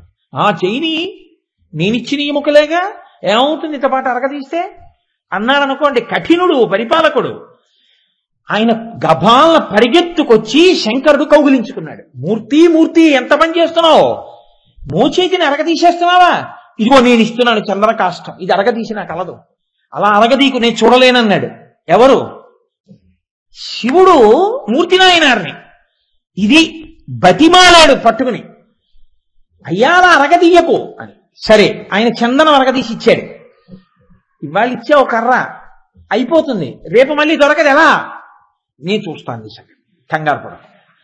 ఆ ఈశ్వరుడు తలుచుకుంటే ఎంతసేపు అండి, ఆ రోజు రాత్రి ప్రభువు ప్రాణాలు ఎగిరిపోయాయి, చచ్చిపోయాడు. ప్రభువు చనిపోయాడు, అంతకు ముందున్న ప్రభువుకి కొడుకులు లేరు. ఇప్పుడు కొత్త ప్రభువుని తీసుకొచ్చి సింహాసనం మీద కూర్చోబెట్టాలి. తెల్లవారింది, ఈశ్వరుడు ఇచ్చిన చందనకాష్టం ఉందిగా, వెళ్లి గబగబా అరగదీసి శివుడికి కైంకర్యం చేద్దామని వచ్చి శివాలయంలో నమస్కారం పెట్టుకుని మూర్తి నాయనారు వెళ్ళిపోతున్నాడు. ఆ రోజుల్లో ఒక సంప్రదాయం, ప్రభువు చనిపోయి ప్రభువుకి కొడుకులు లేకపోతే పట్టపుటేనుడికి పుష్పమాల ఇచ్చి పంపించేవారు. అది ఎవరికి వేస్తే వాడు ప్రభు. ఆ ఏనుగు గబగబా వచ్చి మూర్తి నాయనార్ మెళ్ళలో వేసి మూర్తి నాయనారికే పట్టాభిషేకం చేశారు. ఆయన అన్నాడు, నాకు మామూలు పట్టాభిషేకం వద్దు, నాలా ఇంకా శివార్చన చేసేవాళ్లు ఇబ్బంది పడకుండా ఉండాలని నన్ను తీసుకెళ్లి ప్రభుత్వం ఇచ్చాడు శివుడు. కాబట్టి నాకు భస్మతో అభిషేకం చెయ్యండి, రుద్రాక్షల కిరీటం కట్టండి, నాకు జటాజూటం కట్టుకుంటాను, నన్ను శివాలయంలోకి తీసుకెళ్లి అక్కడ కూర్చోబెట్టి పట్టాభిషేకం చేయండి అన్నాడు. ఆయన నాయనారయ్యాడు 63 మంది నాయనార్లలో. ఇప్పుడు చెప్పండి, చందనపు చెక్క అడిగిన వాడికి సామ్రాజ్యమే ఇచ్చాడు. ఇది పరిపాలన. ఆయన ఎంత సహృదయుడంటే, ఇంకా ఇది ఐశ్వర్యం ఇచ్చిన సంఘటన. ఐశ్వర్యం ఇవ్వడం కాదు, సాధారణంగా మోక్షం పొందడానికి ఏకైక మార్గం జ్ఞానము. జ్ఞానము కలగడానికి హేతువు భక్తితో కూడిన కర్మాచరణము లేదా శరణాగతి, రెండూ కలిపి ఒక చోటికి చేరుతాయి. జ్ఞానము వలన మోక్షం వస్తుంది. ఈ జ్ఞానము కలగడానికి అవకాశం ఉన్న ఉపాధి కేవలము మనుష్య ఉపాధి. కాబట్టి మోక్షమును పొందడానికి అర్హమేది? నర ఉపాధి మాత్రమే. కానీ పిచ్చి ప్రేమతో సేవించిన వాటికి పునర్జన్మ ఇచ్చి, మనుష్య జన్మ ఇచ్చి, పాండిత్యం ఇచ్చి, భక్తినిచ్చి, కర్మాచరణం చేయించి, జ్ఞానం ఇచ్చి మోక్షం ఇవ్వలేదు ఈశ్వరుడు. ఇంత భక్తితో ఉంటే, ఇంత నీచమైన ఉపాధిలో ఉండి కూడా ఇంత భక్తితో ఉంటే, ఇంకా మళ్ళీ వీటికి మనుష్య జన్మ ఇచ్చి, భక్తితో కర్మాచరణం చేయించి, జ్ఞానం ఇచ్చి మోక్షం ఇవ్వడం ఏమిట్రా, వీటిని నాలో కలిపేసుకుంటానన్నాడంతే. మోక్షమే ఇచ్చేశాడు. అందుకు కదా ధూర్జటి గుండెలు బాదుకున్నాడు. అది శివతత్వం ఎరిగినటువంటి వాడి యొక్క పరమశం ఒకలా ఉంటుంది. రాత్రి కప్పు కాఫీ తాగి శివుడి మీద పద్యాలు రాద్దాం అనుకున్న వాడి కవిత్వం ఓలా ఉంటుంది. అందుకే ధూర్జటి అన్నాడు, ఏ వేదంబు పఠించలూత భుజగం వేశాస్త్రములు సూచతాని విద్యాభ్యాసమునర్చె కరి చించే మంత్రమూహించే బోధావిర్భావ నిదానముల్ చదువులయ్యా కాదు నీ పాద సంసేవాసక్తియ కాక జింతుతకిన్ శ్రీకాళహస్తీశ్వర. ఈశ్వర, ఏ ఉపాధి అయితే ఏమిటా? ఏ వేదంబు పఠించలూత భుజగం వేశాస్త్రములు చూచే. ఏ విద్య నేర్చుకుంది ఏనుగు? ఏ వేదం చదువుకుంది సాలెపురుగు? లేకపోతే ఆ పాము ఏం నేర్చుకుంది? వాటికి వచ్చింది ఏమిటి? వాటికి ఏది విలువైనదున్నదో దాన్ని ఈశ్వరుడికి సమర్పించి, మనం లోకంలో పనికి మాలిందేదో అది ఈశ్వరుడికి ఇస్తాం. ఎందుకంటే అమ్మో ఇంత మంచిది ఇచ్చేయడమే అంటాం మనం, అది మన సొత్తే అయినట్టు. ఈశ్వరార్పణం చేసి అనుభవించడం అలవాటైన వాడికి హెత్సవేత ఉంటుంది. ఈశ్వరార్పణం చెయ్యకుండా తినడం అలవాటైనటువంటి వాడికి తీసివేత ఉంటుంది. కాబట్టి మీరు ఇవ్వడం అంటూ రావాలి, కానీ ఈశ్వరుడికి ఆయనేం పుచ్చుకోడు. పొంగిపోయి 10 రెట్లు 100 రెట్లు 1000 రెట్లు ఇచ్చేస్తుంటాడు. అందుకే మీరు చూడండి, ఆయన ఒక ఏనుక్కి, ఒక సాలెపురుక్కి, ఒక పావుకి మోక్షమే ఇచ్చేశాడు. శ్రీకాళహస్తి మీరు తెలుగులో మార్చండి ఊరి పేరు. అసలు ఉన్నది మనం తెలుగు గడ్డ కదండి, తెలుగులో చెప్పండి దాని పేరు. ఏ ఊరు వెళుతున్నారండి తెలుగులో చెప్పండి అన్నాను అనుకోండి, సాలెపురుగు పాము ఏనుగు వెళ్తున్నానంటే చెప్పాలి. శ్రీకాళహస్తి అంటే సాలెపురుగు పాము ఏనుగు అంతే. దాన్ని ఏదో సంస్కృతంలో అన్నాం కాబట్టి శ్రీకాళహస్తి అని వినపడుతోంది దాని పేరు. అంటే ఆ ఉపాధులు విషముతో కూడుకున్నటువంటివి రెండు. మందమైనది ఒకటి ఏనుగు. సాలెపురుగులో విషం ఉంటుంది, పాములో విషం ఉంటుంది. విషంతో కూడిన ప్రాణులైన విలువైనవి ఆయనకి ఇచ్చేసాయి. పడగ మీద ఉన్నటువంటి మణిని శివుడికి సమర్పించింది. సాలెపురుగు తాను కట్టవలసినటువంటి గూటిని ఆయన మీద వస్త్రంగా కట్టింది. ఏనుగు తన తొండంతో నీళ్లు తెచ్చి శివలింగం మీద అభిషేకం చేసింది. నేనే చెయ్యాలని పోటీలు పడ్డాయి చేయడంలో. అది కూడా ఆరోగ్యకరమైన రీతిలో, వాటికి తెలియదు ఇంకొకటి తెచ్చిపెట్టిందని. తోసేసాయి, సమర్పణం చేసాయి. ఈ తాపత్రయాన్ని గమనించిన ఈశ్వరుడు ఏది తనకి విలువైనదో దాన్ని ఈశ్వరుడికి సమర్పణ చేసిన వాడెవడున్నాడో వాడు ఈశ్వరుడు యొక్క సొత్తే అయిపోతాడు. కాబట్టి ఆయన ఏం చేశాడు, మీకు ఇంకొక జన్మ కూడా ఇవ్వను, మనుష్య జన్మ ఇచ్చి భక్తితో కర్మాచరణం చేస్తే జ్ఞానం ఇచ్చి మోక్షం ఇస్తానని కూడా అన్నాను, మిమ్మల్ని నాలో కలిపేసుకుంటానని కలిపేసుకున్నాడు. ఇది ఆయన ప్రభుత్వమునందు శ్రేష్టత. అది మహేశ్వర. కాబట్టి ఆయన మీకేమి ఇవ్వగలడు? అన్నీ ఇవ్వగలడు. ఆయన ఈ సమస్తమును నిర్వహించగలడు. నిర్వహించిన వాడు మీరు భక్తితో ఆయనని ఆశ్రయిస్తే ఆయన మీకు ఏదైనా ఇచ్చేయగలడు. అందుకే ఆయన గురించి అష్టదిగ్గజాల్లో ఒక మహానుభావుడు మాట అంటాడు, మీరు శివుడికి ఏమిస్తారు? లోకంలో అందరూ ఏది చేస్తే మీ మీద కోప్పడి దెబ్బలాటకొస్తారో అది మీరు శివుడికి చేస్తే ఆయన ప్రసన్నుడవుతాడు. శివుని శిరమున కాసిన్ని నీళ్లు చల్లి పత్తి రిసుమంతనెవ్వాడు పారవయిచు, కామధేనువు వానింటి గాడి పశువు, అల్ల సురశాఖవానింటి మల్లె చెట్టు. ఇది ఆయన యొక్క సౌలభ్యం.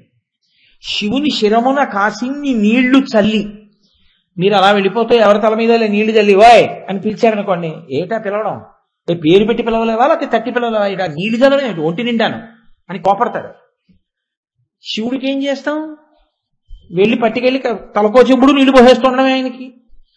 శివుని శిరమున పోని అభిషేకం అని చెప్పి సమంత్రకంగా నీళ్లు పోయడం కూడా కాదు. మీరు చూడండి, నీళ్ళిచ్చినవాడు ఆయన, అభిషేకం చేయమన్నవాడు ఆయన. వీడు చెంబుతో ధారగా కూడా పోయాడు, ఉద్ధరిణితో పోస్తుంటాడు. అదే అభిషేకం. అలా చేయమని ఉందే ఎక్కడైనా? ఉద్ధరిణితోట అభిషేకాలు చేయడం ఈక్షయద్దు అండి. ఉద్ధరిణితో అభిషేకం నీకు నీళ్లు కొదవి చేశాడు ఆయన ఏమన్నా? కమండలం పట్టుకుని ధారగా పోయలేవు? పైన పెట్టిందే ధారాపాత్రే, నీకు బద్ధకమా? ఇంత గ్లాస్ పట్టుకుని ఉద్ధరిణితో అభిషేకం చేయడం ఏంటి? అంటే నీళ్లు చల్లడమే చెంచాతో ఇలా వేస్తే. అయినా నేను కోప్పడుతున్నానేమో, ఆయన అనుగ్రహిస్తున్నాడు. శివుని శిరమున కాశిన్ని నీళ్లు చల్లి నువ్వు పువ్వులు పట్టావా అని ఆయన అడగలేదు.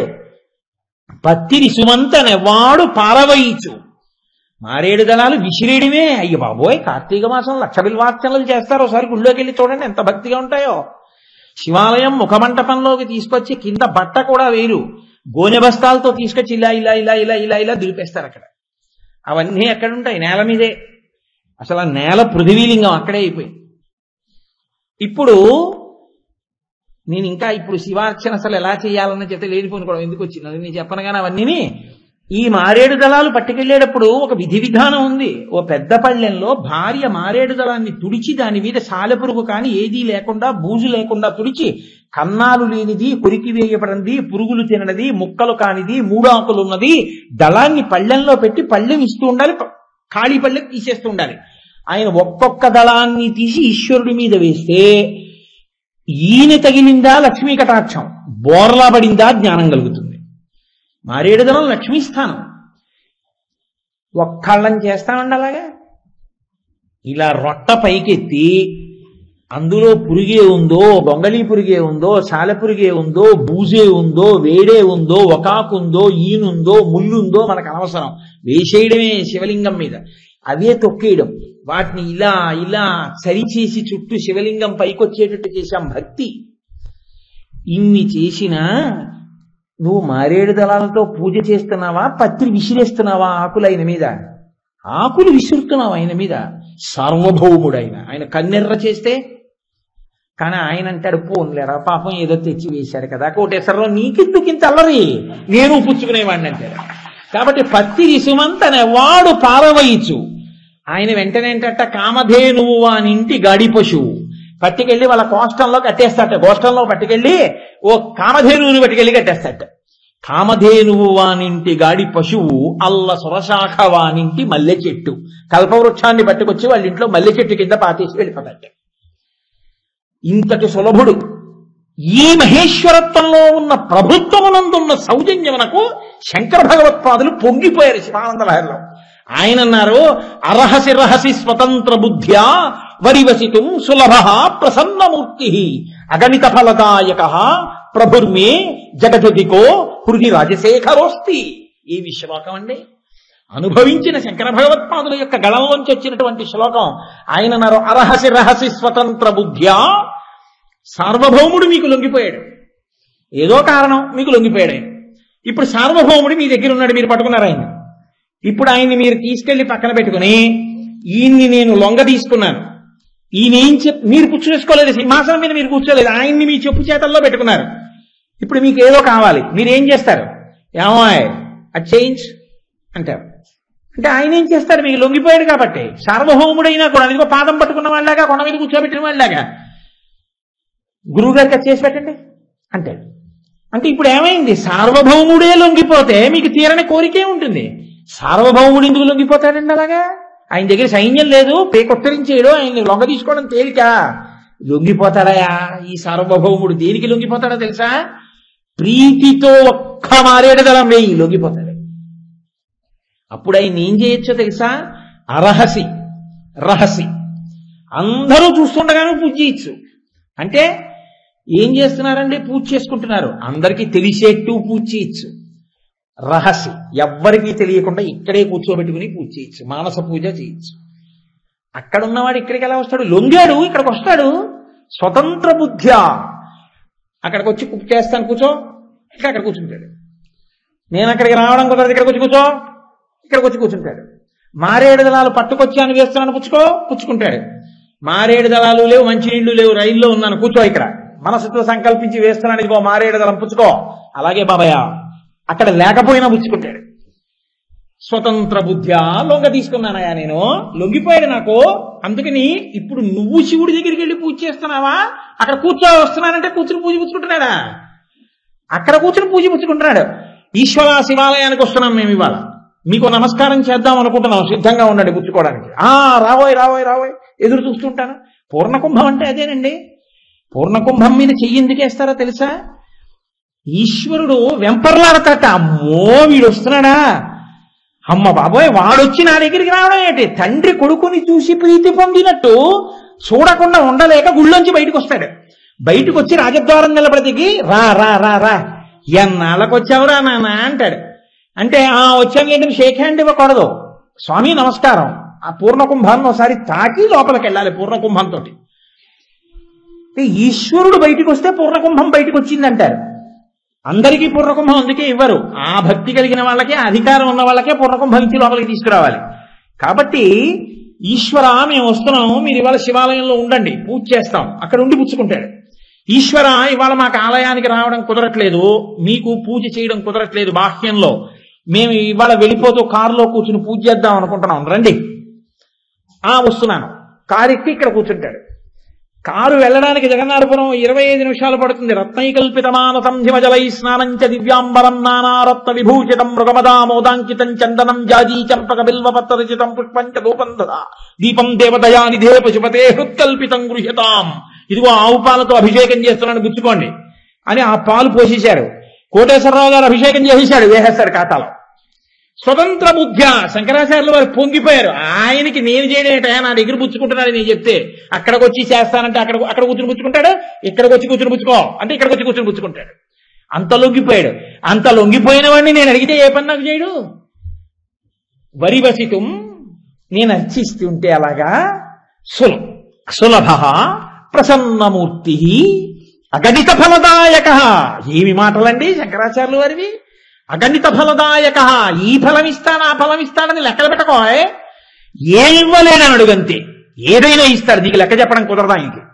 నీకు ఐశ్వర్యం ఇస్తాడు, మోక్షం ఇస్తాడు, జ్ఞానం ఇస్తాడు, ఏదైనా ఇచ్చేస్తాడు.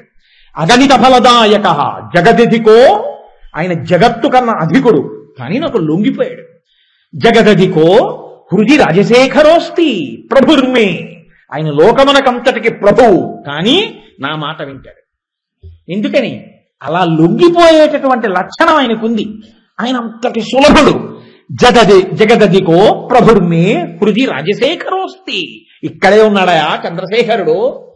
నేను ఏం చెప్తే అది వింటాడయా, నేను ఎలా పూజ చేస్తే అలా పుచ్చుకుంటాడయా ఆయన. ఇది మహేశ్వర శబ్దమునందు అంతర్లీనముగా ఉన్నటువంటి సౌలభ్యము. ఇది లేని ప్రభుత్వము భయంకరము, భయావహము. ఒక్క నాటికి అలా ఏం వినడండి. మీరు వెళ్ళి స్తోత్రాలు చేయడం, మీరు వెళ్ళి దీపాలు ఎట్టడం, మీరు వెళ్ళి పూజలు చేయడం, మీరు మానస పూజలు చేస్తే వాటి సంగతి తర్వాత చూద్దాంలే, ఇంతకు ముందు నువ్వు చేసినవి ఉన్నాయి, వాటిని నువ్వు అనుభవించు అని మాత్రమే అన్నాడు అనుకోండి. ఇప్పుడు మీరు మారడం ఎందుకు, మీరు పూజ చేయడం ఎందుకు నాకు చెప్పండి? ఏమైనా ప్రయోజనం ఉందా? లేదు. అసలు ఆ ప్రీతి మీకు ఉందనుకోండి, మీరు ఏం తెచ్చి ఆయనకి ఇచ్చారన్న దాంతో ఆయనకి సంబంధం లేదు. ప్రేమ ప్రధానం.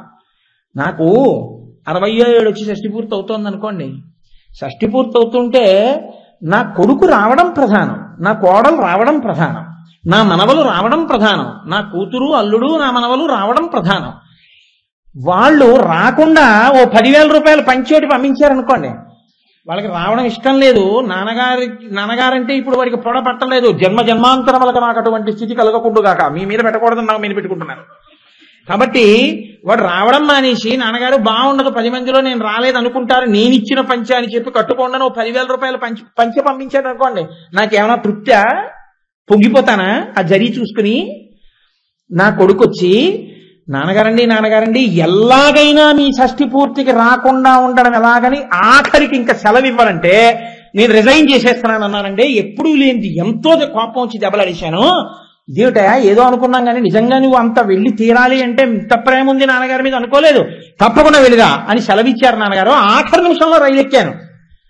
ఏదో నేను గుళ్ళోకి వెడితే ఓసారి నాకు ఇచ్చిన పంచి పట్టుకొచ్చాను నాన్నగారు, పంచి తేవడం కుదరలేదు. పొద్దున్న కొట్లు తెరవరు కాకినాడలో.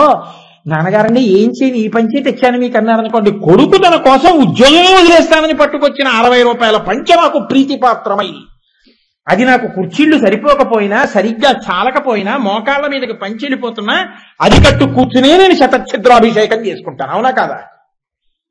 ఎందుకని? దానిలో ప్రీతి ఉంది. వాడు 10,000 రూపాయల పంచ పంపిస్తేనే కట్టుకోను. నన్ను తండ్రిలా చూసేవాళ్ళు ఇచ్చిన పంచ కట్టుకుని నేను శతఛిద్రాభిషేకం చేసుకుంటాను. ఎందుకని? ప్రీతి లేదు అక్కడ. మీరు ఏమిస్తున్నారు, ఎంత ఇస్తున్నారు ఈశ్వరుడికి అక్కర్లేదు. మీరు ఎంత ప్రీతితో ఇస్తున్నారో ఈశ్వరుడు చూస్తాడు. ఈ ప్రీతి ఎందుకు కలుగుతుంది? మీకు ఆయనకి ఉన్న అనుబంధము తెలిస్తే, ఆయన మహేశ్వరుడై ఆయన మీకు ఏ ఉపకారములు చేస్తున్నాడో, ఆయన ఎలా లెక్క కట్టుకుంటున్నాడో, దేనివల్ల మనం పాడైపోయామో, ఏ భక్తి లేక ఇన్నాళ్ళు కష్టాలు పడ్డామో ఎరుకలోకి వచ్చి ప్రీతి కలిగింది అనుకోండి, 100 మెట్లు గబగబ దిగి కిందకొచ్చి కౌగలించుకోవడానికి ఆయన సిద్ధంగా ఉన్నాడు. అటువంటి మహేశ్వరుడు కాబట్టి ఆ తత్వమును ఆవిష్కరిస్తూ శ్రీమన్నారాయణుడు శివ, ఆ నామం పక్కనే మహేశ్వర. అందుకే మీరు చూడండి, లోకంలో ఒక గమ్మత్తు ఉంటుంది. శివుడి రూపమునకు అందమేమి అని నన్ను అడిగారు అనుకోండి మీరు. శివుడి రూపమునకు అందము అంటే బాహ్యమునందు అందమును మీరు చూడవద్దు, ఆయన చాలా అందగాడు. కానీ శివుడి అందాన్ని నేను వర్ణించే ప్రయత్నం చేసి శివుడు ఎంత అందంగా ఉంటాడో తెలుసుకునే ప్రయత్నం మీరు చేస్తే మన ఇద్దరం పప్పులో కాలేశామని గుర్తు. నీకు ఆయన అందం సంగతి ఎందుకు? ఆయన నాన్నగారు అంతే చాలు. నాకు 80 ఏళ్ళు వచ్చేస్తాయండి, వాడి వత్తనైపోతాను. కళ్ళు 2 అంగుళాలు లోపలికి వెళ్ళిపోయి నా జుత్తంతా నిలిచిపోయి గట్టిగా 4 పుంజీలు వెంట్రుకలు కూడా లేకుండా ఇలా చెయ్యెత్తితే కిందకి చర్మం అంతా వేలాడుతూ ముడతలు పడిపోయి సాటి నడుమైపోయి చేతులు వణికిపోతూ ఉంటే నా కొడుకు ఒక చెయ్యి కాదు 2 చేతులు పట్టుకుని నన్ను లిఫ్ట్లోంచి జాగ్రత్తగా బయటికి తీసుకొచ్చి కూర్చోబెడుతున్నాడు. నన్ను చూసేటప్పటికీ అబ్బా, మా నాన్నగారు నన్ను కని పెంచి పెద్ద చేసి విద్యాబుద్ధులు నేర్పించి సంధ్యావందనం నేర్పి గాయత్రిని ఉపదేశం చేసి అహర్నిశలు నా కోసం పాటుపడ్డారు. ఎన్ని పూజలు చేశాడో, ఎన్ని అభిషేకాలు చేశాడో నా కోసం. మా నాన్నగారు అని ప్రేమించడానికి వాడి మీద నాకు ఎంత ప్రేమ ఉందో వాడు స్మరించడం వల్ల నేను అందంగా ఉంటానా? నాన్నగారు 80 ఏళ్ళకి ఎలా ఉన్నారో చూడండి బాబోయ్, ఆయన నాన్నగారని చెప్పుకోవడం ఏమిటనిపిస్తే నాన్నగారి మీద ప్రేమ ఉంటుందా? నాన్నగారికి అందం ఏమిటి, అమ్మకి అందం ఏమిటండి? నాన్నగారికి అందం, అమ్మకి అందం ఉండదు. నాన్నగారిని చూస్తే మురిసిపోవడానికి నాన్నగారి ప్రేమే నాన్నగారిగా సౌందర్యం. అమ్మని చూసేటప్పటికి అమ్మ అందాన్ని బట్టి ప్రేమ ఉండదు. ఆవిడ మా అమ్మ. అసలు నేను పుట్టగానే నాకు రక్తాన్ని పాలగా మార్చి పట్టిన తల్లి. నా కోసం ఎన్ని ఉపవాసాలు చేసిందో, ఎన్ని ఆశీర్వచనాలు చేసిందో, ఎన్ని ప్రదక్షిణాలు చేసిందో.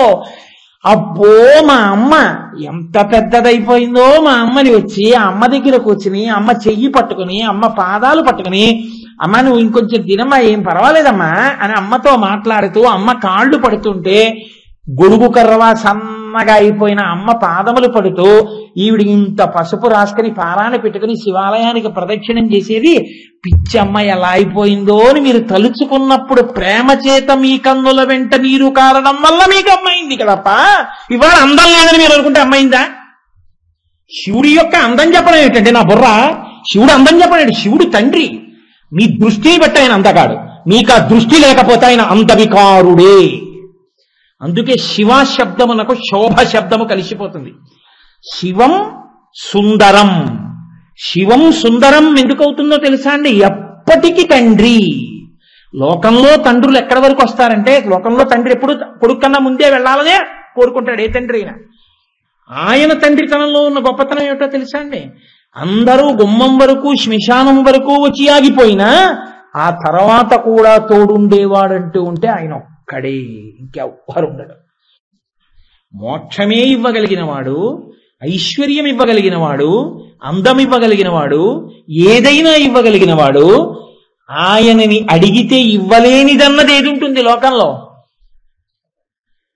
కాబట్టే శివ కవచం చేస్తున్నప్పుడు ఒక మాట అంటారు, ఓం నమో భగవతే సదాశివాయ సకల తత్వ విదూరాయ సకల లోకైక కర్త్రే సకల లోకైక హర్త్రే సకల లోకైక సంహర్త్రే సకల లోకైక గురవే సకల లోకైక సాక్షిణి సకల నిగమ గుహ్యాయ సకల లోకైక వరప్రదాయ సకల దురితార్తి భంజనాయ సకల జగదభయంకరాయ శాశ్వత నిజావాసాయ నిరావాసాయ నిరాతంకాయ నిష్కళంకాయ నిష్ప్రపంచాయ నిర్ద్వంద్వాయ నిస్సంగాయ నిర్మమాయ నిర్మలాయ నిరుపమ విభవాయ నిత్యశుద్ధ బుద్ధ పరిపూర్ణ సచ్చిదానందద్వైత పరమ ప్రకాశాయ పరమశాంత ప్రకాశాయ తేజోరూపాయ తేజోధిపతయే జయ జయ జయ రుద్ర మహారౌద్ర వీరభద్రావతార మహాభైరవ కాల భైరవ కల్పాంత భైరవ కపాల మాలాధర ఖట్వాంగ ఖడ్గ చర్మ పరశుపాశంకుశ ఢమరుక మృగశూల చాప బాణ గదా శక్తి బిందివాల తోమర ముసల ముసుండి ముద్గర ప్రాస పరిఘ పట్టిశ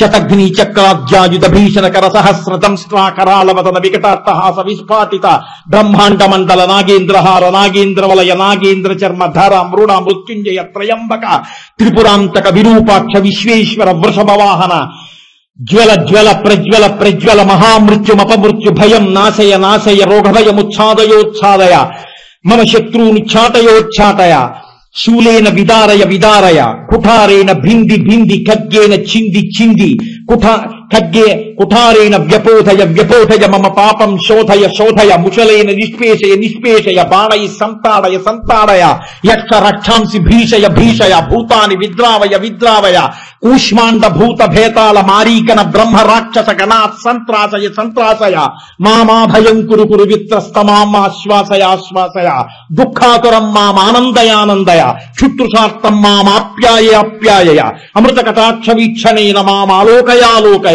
మాం సంజీవయ సంజీవయ నరక భయాన్ మాముద్ధరోద్ధర శివ కవచేన మామాచ్ఛాదయాచ్ఛాయ త్రయంబక సదాశివ పరమశివ నమస్తే నమస్తే నమస్సు.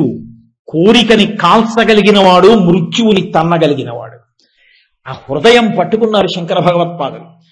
మార్కండేయుడు నాకు చావు రాకూడదనలేదు, శివలింగాన్ని పట్టుకుని చంద్రశేఖరమాశ్రయే మమ కింకరిష్యతి వయ్యమహ అని అడిగాడు. నేను చంద్రశేఖరుణ్ణి ఆశ్రయించి ఉన్నాను, ఆయన పరిపాలకుడు, మహేశ్వరుడు, శ్రేష్ఠుడు, దక్షుడు. నేను ఆయనని పట్టుకుని ఉండగా నన్ను యముడు ఏం చేస్తాడన్నాడు. అది తెలుసుకోలేని యముడు పాశం వేశాడు. ఇప్పుడు ఆయన శివలింగాన్ని కౌగిలించుకుని ఉన్నాడు. ఈ పాశం మార్కండేయుడి తలతో పాటు శివలింగానికి కూడా పడింది.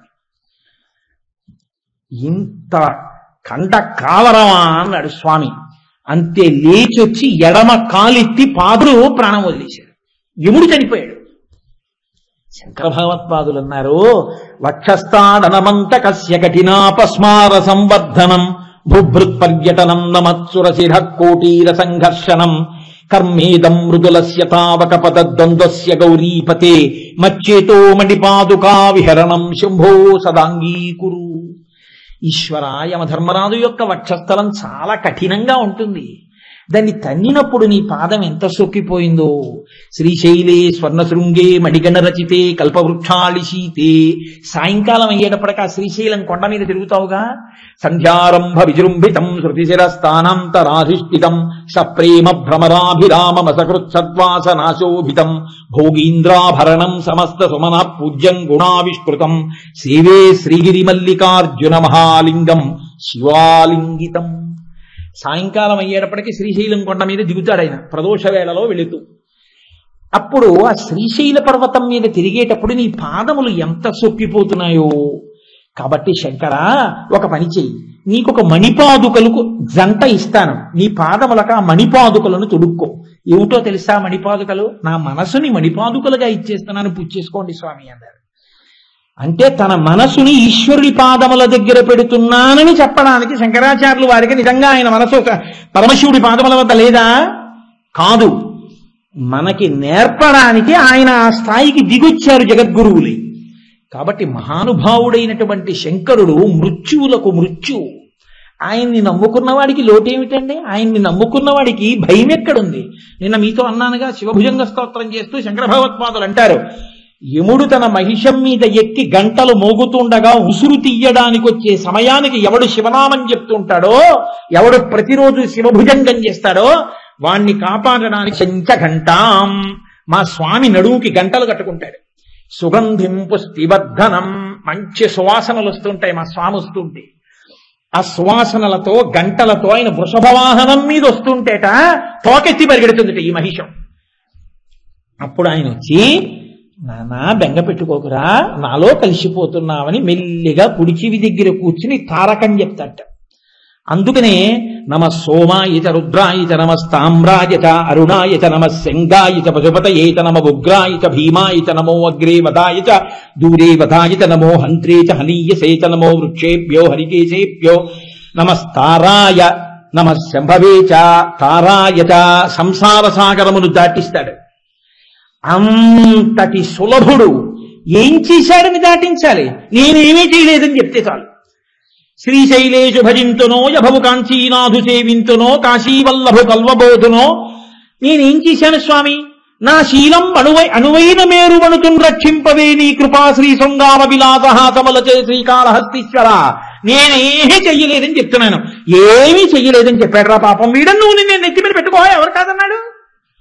పెట్టుకుంటాడు అలా నిజంగా, వాడికి చెప్పాడు రా పాపం అని చెప్పి ఆఖరి ఊపిరిని శివాన్న నామంగా మార్చి తనలో కలుపుకుంటాడు. అంతటి ప్రసన్నుడు ఆయన, ఎంతటి పరిపాలకుడో అంతటి సౌలభ్యమూర్తి.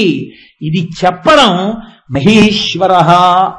సరే, ఇంకా నేను ఆ నామం గురించి అలా చెప్పుకుంటూ వెళ్ళాను అనుకోండి, అంతే ఉంటుంది ఇంకా. కానీ 108 అన్న మైలురాయి ఒకటి ఉంది కదా చేరవలసింది. కాబట్టి శివో మహేశ్వర శంభు 3వ నామంలోకి ప్రవేశిస్తున్నాం. శంభు 8 అయిపోయింది, ఇంకా శంభు ఏమిటి? సరే, శంభు అంటే మీరు ఒక విషయాన్ని బాగా జ్ఞాపకంలో ఉంచుకోవాలి. శంభునామమునకు అర్థమేమి అంటే శం భావయతీతి ఇది శంభు. సమస్త సుఖములు ఎవరి దగ్గర ఉన్నాయో, ఎవరిలోంచి సమస్త సుఖములు వస్తున్నాయో, ఎవరు ఈ సమస్త సుఖములను లోకమునకు పంచి పెడుతున్నాడో వాడికి శంభు అని పేరు. మీరు ఒకటి జ్ఞాపకం పెట్టుకోండి, నాకు ఆకలి ఉంది, మీ దగ్గర పరవాన్నం ఉంది, మీరు పంచరు, ఏమైనా ఉపయోగం ఉందా? లేదు. సమస్త సుఖములకు తాను స్థానమై ఉండడం కాదు, సమస్త సుఖములకు తాను స్థానమై ఉండి వాటిని పంపకం చేసేవాడెవరున్నాడో వాడికి శంభువు అని పేరు. ఈ శం, ఈ సుఖము ఎంత గమ్మత్తుగా ఉంటుందో తెలుసా అండి లోకంలో? ఏమిటండి సుఖము అని మీరు అడగచ్చు నన్ను. ఈ శం బాహ్యంలో ప్రధానంగా ఎలా ఉంటుందంటే, బ్రహ్మాండములో ఉన్న సుఖములను పిండాండము అనుభవించడంగా ఉంటుంది. అంటే మీరేదో అయోమయంగా అన్నారు, ఆ మాట మాకు అర్థం కావట్లేదంటారు. బ్రహ్మాండంలో బయట ఒక యాపిల్ పండు ఉంది. ఆ యాపిల్ పండు యొక్క గొప్పతనం ఎప్పుడు తెలుస్తుంది? ఈ పిండాండం నాలుక మీద వేసుకుని యాపిల్ పండు రుచిని చూసి తిన్నప్పుడు కదండి. బ్రహ్మాండంలో గులాబీ పువ్వు ఉంది, దానికి గొప్ప సౌందర్యం ఉంది, అందం ఉంది. గులాబీ పువ్వు అందం మీకు ఎప్పుడు తెలుస్తుంది? మీకు కన్ను ఉన్నప్పుడు. అక్కడ కస్తూరి ఉంది, దాని సువాసన మీకు ఎప్పుడు తెలుస్తుంది? మీకు ముక్కు ఉన్నప్పుడు. మీ కొడుకొచ్చి మిమ్మల్ని కౌగిలించుకున్నాడు, పుత్రగాత్ర పరిష్వంగం యొక్క అందం ఆనందం మీకు ఎప్పుడు తెలుస్తుంది? మీకు స్పర్శ ఉన్నప్పుడు. ఇప్పుడు బ్రహ్మాండమునందు ఇన్ని సుఖములను ఎవరు ఏర్పాటు చేశారు? ఈ పళ్ళు కాని, తోటలు కాని, పొలాలు కాని, జలపాతాలు కాని, పువ్వులు కాని, వీణానాదములు కాని, మృదంగములు కాని, చప్పుళ్ళు కాని, కోయిలలు కాని, పాటలు కాని, చిలకలు కాని, చెట్లు కాని, పర్వతాలు కాని, కొండలు కాని, నదులు కాని, ప్రవాహాలు కాని, ఇవన్నీ ఎవరు ఏర్పాటు చేశారు? మీరు పెట్టలేదు, నేను పెట్టలేదు, ఈశ్వరుడే ఏర్పాటు చేశాడు. ఆయనే సృష్టించాడు. ఇవన్నీ సృష్టించి మిమ్మల్ని సృష్టించాడు. మీకు ఒక్క 5 ఇవ్వడం మానేశాడు అనుకోండి. ఆయన కన్ను, ముక్కు, చెవి, నోరు, నాలుక 5 తీసేశాడు. కన్ను లేదు, లేదా కన్నుంది చూడదు, ముక్కుంది వాసన చెప్పదు, నాలుగుంది రుచి చెప్పదు, చర్మం ఉంది స్పర్శ చెప్పదు, చెవులున్నాయి వినడం తెలియదు. జాగ్రత్తగా ఆలోచించండి. ఇప్పుడు మీకు బ్రహ్మాండంలో ఉన్న సుఖాలతో మీకేమైనా పనుందా? గులాబీ పూలు ఉన్నాయి, మీరేమైనా చూస్తారా? జలపాతాలు ఉన్నాయి, మీకేమైనా పనికొస్తాయా? చూస్తారా మీరు? పెద్ద దేవాలయ గోపురం ఉంది, మీరేమైనా చూస్తారా? గరుత్మంతుడు రెక్కలు విప్పి చక్కగా ఉన్నాడు, మీరు చూస్తారా? నందీశ్వరుడు శివలింగం వంక చూస్తూ ఉన్నాడు, పెద్ద మూర్తి, మీకేమైనా కనపడుతుందా? చిలక ఆకుపచ్చగా ఉండి ఎర్రటి ముక్కుతో ఉంది, మీరేమైనా చూసి సంతోషిస్తారా? మీకెందుకు పనికిరాదు అది. కస్తూరి, జవ్వాజి, జాపత్రి, ఆలుక ఇటువంటి సుగంధ ద్రవ్యాలు ఉన్నాయి, సన్నజాజి పువ్వుల పరిమళం ఉంది, మీకేమైనా పనికొస్తుందా? ముక్కు లేదు. నిప్పు కణిక పట్టుకొచ్చి మీ నాలుక మీద వేసినా, బందర్ లడ్డూ పట్టుకొచ్చి మీ నాలుక మీద పెట్టినా మీకోటే. ఎందుకంటే మీ నాలుకకు రుచి తెలియదు. బొగ్గు పట్టుకొచ్చి పెట్టినా మీరు తినేస్తారు. వేడి పదార్థాన్ని మీకు ఇలా తగిలించినా మీకు తెలియదు, ఫ్యాన్ పెట్టకపోయినా మీకు తెలియదు, పెట్టినా మీకు తెలియదు, ఎందుకంటే స్పర్శ తెలియదు. ఇప్పుడు చర్మముకు స్పర్శ లేదు, మీకు సుఖం లేదు. ఈ బ్రహ్మాండములో ఉన్నవి ఏవైనా ఈ 5 లేకపోతే మీకు పనికొస్తాయా? సుఖములు ఉంటాయా? లేవు. ఈ సుఖములన్నీ ఎప్పుడున్నాయో తెలుసా అండి? కంటికి చూడడం, ముక్కుకి వాసన చూడడం, నాలుకకి రుచి చెప్పడం, చెవికి వినడం, చర్మానికి స్పర్శ, ఈ 5 ఉంటేనే అవన్నీ ఉన్నాయి. ఈ 5 ఎవరిచ్చారు? అమ్మిచ్చిందా? నాన్నగారు ఇచ్చారా? మామయ్య ఇచ్చాడా? బాబాయ్ ఇచ్చాడా? పెళ్లిలో చదివించారా? ఎవరిచ్చారు? ఈశ్వరుడు ఇచ్చాడు. ఈ కన్ను పెట్టి కన్నుకి చూసే శక్తిని ఎవరిచ్చారు? లోపల తాను జ్యోతిగా కూర్చుని దాని వెలుగు దాని మీద పడి అది చూస్తోంది.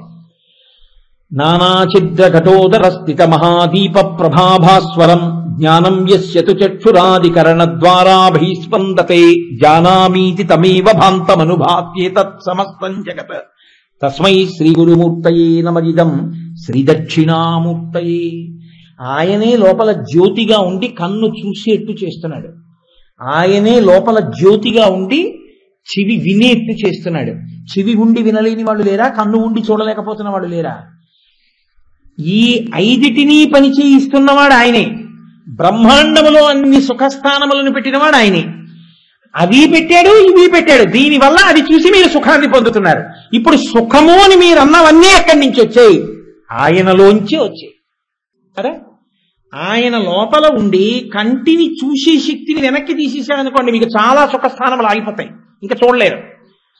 చెవికి వినే శక్తి వెనక్కి తీసేశాడనుకోండి, మనకి ఉంది కాబట్టి తెలియదు ఈశ్వరానుగ్రహం ఏమిటో. వెనక్కి తీశాడనుకోండి, మీరు వీణావాదన వింటారా, సంగీతం వింటారా, ప్రవచనం వింటారా, మృదంగం వింటారా, వేద ఘోష వింటారా, చక్కటి పాట వింటారా, మీ మనవడు మాట్లాడేటటువంటి వచ్చిరాని మాటలు వింటారా? మీరేం వింటారు? ఆయన చెవులు ఇచ్చాడు కాబట్టి మీరు వింటున్నారు. ఇప్పుడు చెప్పండి, సుఖస్థానములు మీ మనసుకి ఉల్లాసమును సంతోషమును కల్పించేవన్నవన్నీ మీరు ఎలా అనుభవించగలుగుతున్నారు? కేవలము ఈశ్వరానుగ్రహము వలన మాత్రమే తప్ప మీకు కొత్తగా ఇంకా వేరొకటి లేదు ప్రపంచంలో సుఖం అనుభవించడానికి. ఆయన అనుగ్రహమే ప్రతి సుఖము. 1. 2, ప్రపంచంలో సుఖము అన్న మాట ఉండాలి అంటే 3 లేకపోతే ఉండవు. ఏమిటో తెలుసండి ఆ 3? సూర్యుడు, చంద్రుడు, అగ్ని లేదా వర్షము. సూర్యుల్లోనే అగ్ని కూడా చెప్పేస్తే వర్షం. మీరు కొంచెం జాగ్రత్తగా ఆలోచించండి నేను చెప్పిన మాట. ఈ మూడు లేకపోతే మీకు అసలు సుఖమన్న మాట కాదు, అస్తిత్వం ఉండడం కుదరదు. ఎందుకో తెలుసా అండి? సూర్యుడు లేడు లోకంలో, మీ బట్టలు ఆరుతాయా, మీ ఒళ్ళు ఆరుతుందా, చీకటి పోతుందా, ఎన్ని పురుగులు పుట్టేస్తాయి, ఎన్ని దోమలు పెరిగిపోతాయి, ఎన్ని లైట్లు వేసుకుంటారు. ఈశ్వరుడు 24 గంటల్లో 12 గంటలు ఆయన ఉచిత విద్యుత్ ఇచ్చి దీపం పెట్టినవాడు సూర్యుడు కదా. సూర్యుడన్న దీపాన్ని పెట్టి ఆయన ఎంత ఉపకారం చేశాడు, ఏ బిల్లు అడిగాడు ఆయన. ఆయన చంద్రుడన్న దీపాన్ని పెట్టి ఎంత ఆహ్లాదాన్ని ఇచ్చాడు. ఇన్ని ఇచ్చినటువంటి ఈశ్వరుడు ఇన్నిచ్చి 1-2-3 గంటలు మనం తయారు చేసుకున్న విద్యుత్ ఉపయోగించుకుందామంటేనే ఇన్ని ఇక్కట్లు పడిపోతున్నాం మనం. సూర్యుడిని ఈశ్వరుడు తీసేశాడు అనుకోండి, మొక్కలు పెరగవు, బట్టలు ఆరవు, అప్పడాలు ఎండవు, వడియాలు ఎండవు, మీకు ఆరోగ్యం ఉండదు, క్రిములు కీటకాలు పుట్టేస్తాయి, కటిక చీకటి, నీరు ఇంకదు, నీరు పెరిగిపోతుంది. దానివల్ల మెల్లిమెల్లిగా నిలబడిపోయిన నీరు ఎక్కువైన కొద్దీ అనేకమైన వ్యాధులు ప్రబలిపోతాయి. ఏది అస్తిత్వం? అసలు సుఖమన్న మాటేదండి. సూర్యుడు లేకపోతే అంతా దుఃఖమే. ఏం ముసురండి, 10 రోజుల నుంచి ముసురు, ఎప్పటికే సూర్యోదయం అవుతుందో అంటారు. సూర్యుడు ఉన్నాడు, చంద్రుడు లేడు. మీరు ఆలోచించండి, ఎంతసేపు చూసినా సంతోషపడే స్థానం చంద్రుడే. మీరు అలా బయటకు వచ్చి కూర్చుని అలా చంద్రబింబం వంక చూస్తూ కూర్చొని, రామాయణంలో వాల్మీకి మహర్షి వర్ణిస్తారే, హంసో యథా రజత పంజరస్థః వీరో యథా గర్విత కుంజరస్థః సింహో యథా మందరకందరస్థః చంద్రోపి బిభ్రాజత దంబరస్థః. వెండి పంజరంలో హంసలా ఆయన తెల్లటి మబ్బుల్లోంచి అలా కదులుతున్నట్టుగా కనపడుతుంటే ఆ చంద్రబింబాన్ని చూసి ఆ చల్లతనంలో మీరు ఎంత హాయి అనుభవిస్తున్నారు. ఆ చంద్రుడు లేకపోతే మనసుకి ఉల్లాసం ఎక్కడిది, రాత్రి వేళ వెన్నెలెక్కడిది? వర్షం, సూర్యుడే వర్షం. ఎందుకో తెలుసా అండి? సూర్యుడు ఆతపీ మండలీ మృత్యు పింగళ సర్వతాపన కవిర్విశ్వో మహాతేజ. ఆయనే అపాం మిత్ర, ఆయన నీటిలో బతికే ప్రాణులన్నిటికీ మిత్రుడైన. లోకంలో వర్షాలు పట్టలేదండి, వర్షాలు పట్టలేదండి, వర్షాలు పట్టలేదండి అంటాం. వర్షాలు పడ్డాయనుకోండి, అమ్మయ్యా వానపడిందండి అని ఇంట్లోకి వెళ్ళిపోతాం. వర్షం పడడం మొదలు పెడితే అన్ని పనులు మానేసి ఈశ్వరుడికి కృతజ్ఞత చెప్తూ ఉండిపోయే ప్రాణి ఏదో తెలుసా అండి? ఈశ్వర వీళ్ళందరూ చెప్పలేదు అనుకోకు, వీళ్ళందరి బదులే నేనే thanks thanks thanks thanks thanks thanks అంటూ ఉంటాను రోజంతా. వీళ్ళందరూ చెప్పారనుకని వర్షం కురిపించి వీళ్ళకి అని చెప్పే ప్రాణి కప్ప. అదొక్కటే బెకబెక బెకబెక బెకబెక అంటూనే ఉంటుంది. అందుకేట ఈశ్వరుడికి అంత కృతజ్ఞత చెప్తుంది కాబట్టి వర్షం పడితే కప్పను చూస్తే ఇష్టంట. అందుకే కప్పలను ఊరేగిస్తారు. పిచ్చేళ్లే ఊరేగించలేదు మన వాళ్ళు, మూఢనమ్మకాలే కాదు. మీరేం చేస్తారు? నన్ను ఉపన్యాసం డేట్లు అడగడానికి వచ్చారనుకోండి, తిన్నగా వస్తేనా ఖాళీ లేదంటాడు వీడు. అందుకని వీడికి బాగా ఆప్తులైన వాళ్ళని ఏ గోపాలకృష్ణ గారినో పట్టుకుని వచ్చి, గురుగారు 2 రోజులు వెళ్తేనే బాగుంటుందండి అన్నారు అనుకోండి, ఉండండి డిసెంబర్లో ఏమైనా చూద్దాం గోపాలకృష్ణ గారు అంటారు కదా. మీకు నాకు బాగా ప్రీతిపాత్రులైన వారు ఎవరుంటారో వాళ్ళని పట్టుకుని మీరు నా దగ్గరికి వస్తారు. ఓ కోటేశ్వరరావు ఉపన్యాసం కావాలంటేనే అలా వస్తే, వర్షం కావాలంటే వర్షం ఇచ్చేవాడికి ఎప్పుడు ఎవరు కృతజ్ఞత చెప్తారో వాడంటే ఆయనకి ప్రీతి ఉంటుంది. అయ్యో పాపం చిన్న చినుకడితే కాదు బెగబెగబెగ ఆడుతుంది ఇదని, దాన్నే ఊరేగింపు చేశారనుకోండి, ఒరే దానికి ఊరేగింపు చేస్తున్నారా మన పట్ల కృతజ్ఞతని, పాపం దానికంత సత్కారం చేశాక కూడా వర్షం పడకపోతే అది చిన్నబుచ్చుకుంటుంది, అన్ని మాటలు చెప్పాను ఈశ్వర కురిపించలేదంటారని కప్పని ఊరేగిస్తారు మన వాళ్ళు. మన వాళ్ళంతా చాలా చమత్కార ధోరణండి, అమాయకులై చేయరు వాళ్ళు. కాబట్టి సూర్యుడే నీటిని లాగేస్తాడు, సూర్యుడే నీళ్లు కురిపించేస్తాడు. కాబట్టి సూర్య చంద్ర వర్ష లేదా సూర్య చంద్ర అగ్ని లేవనుకోండి, మీకు జీవితం నడవదు. వంకాయలున్నాయి, నీళ్లున్నాయి, ఇంట్లో సామాన్లు ఉన్నాయి, అగ్నిహోత్రం లేదు, ఏం ఉడకేసి తింటారు? వంకాయలు తినాలి, పచ్చి వంకాయలు, పచ్చి క్యాబేజీ తినాలి, ఉడికించుకోవడానికి ఏం ఉండదు. ఇంకా హోమం ఏం చేస్తారు, యజ్ఞం ఏం చేస్తారు, యాగం ఏం చేస్తారు, పితృదేవతలకి పిండం ఏం పెడతారు, వాళ్ళకి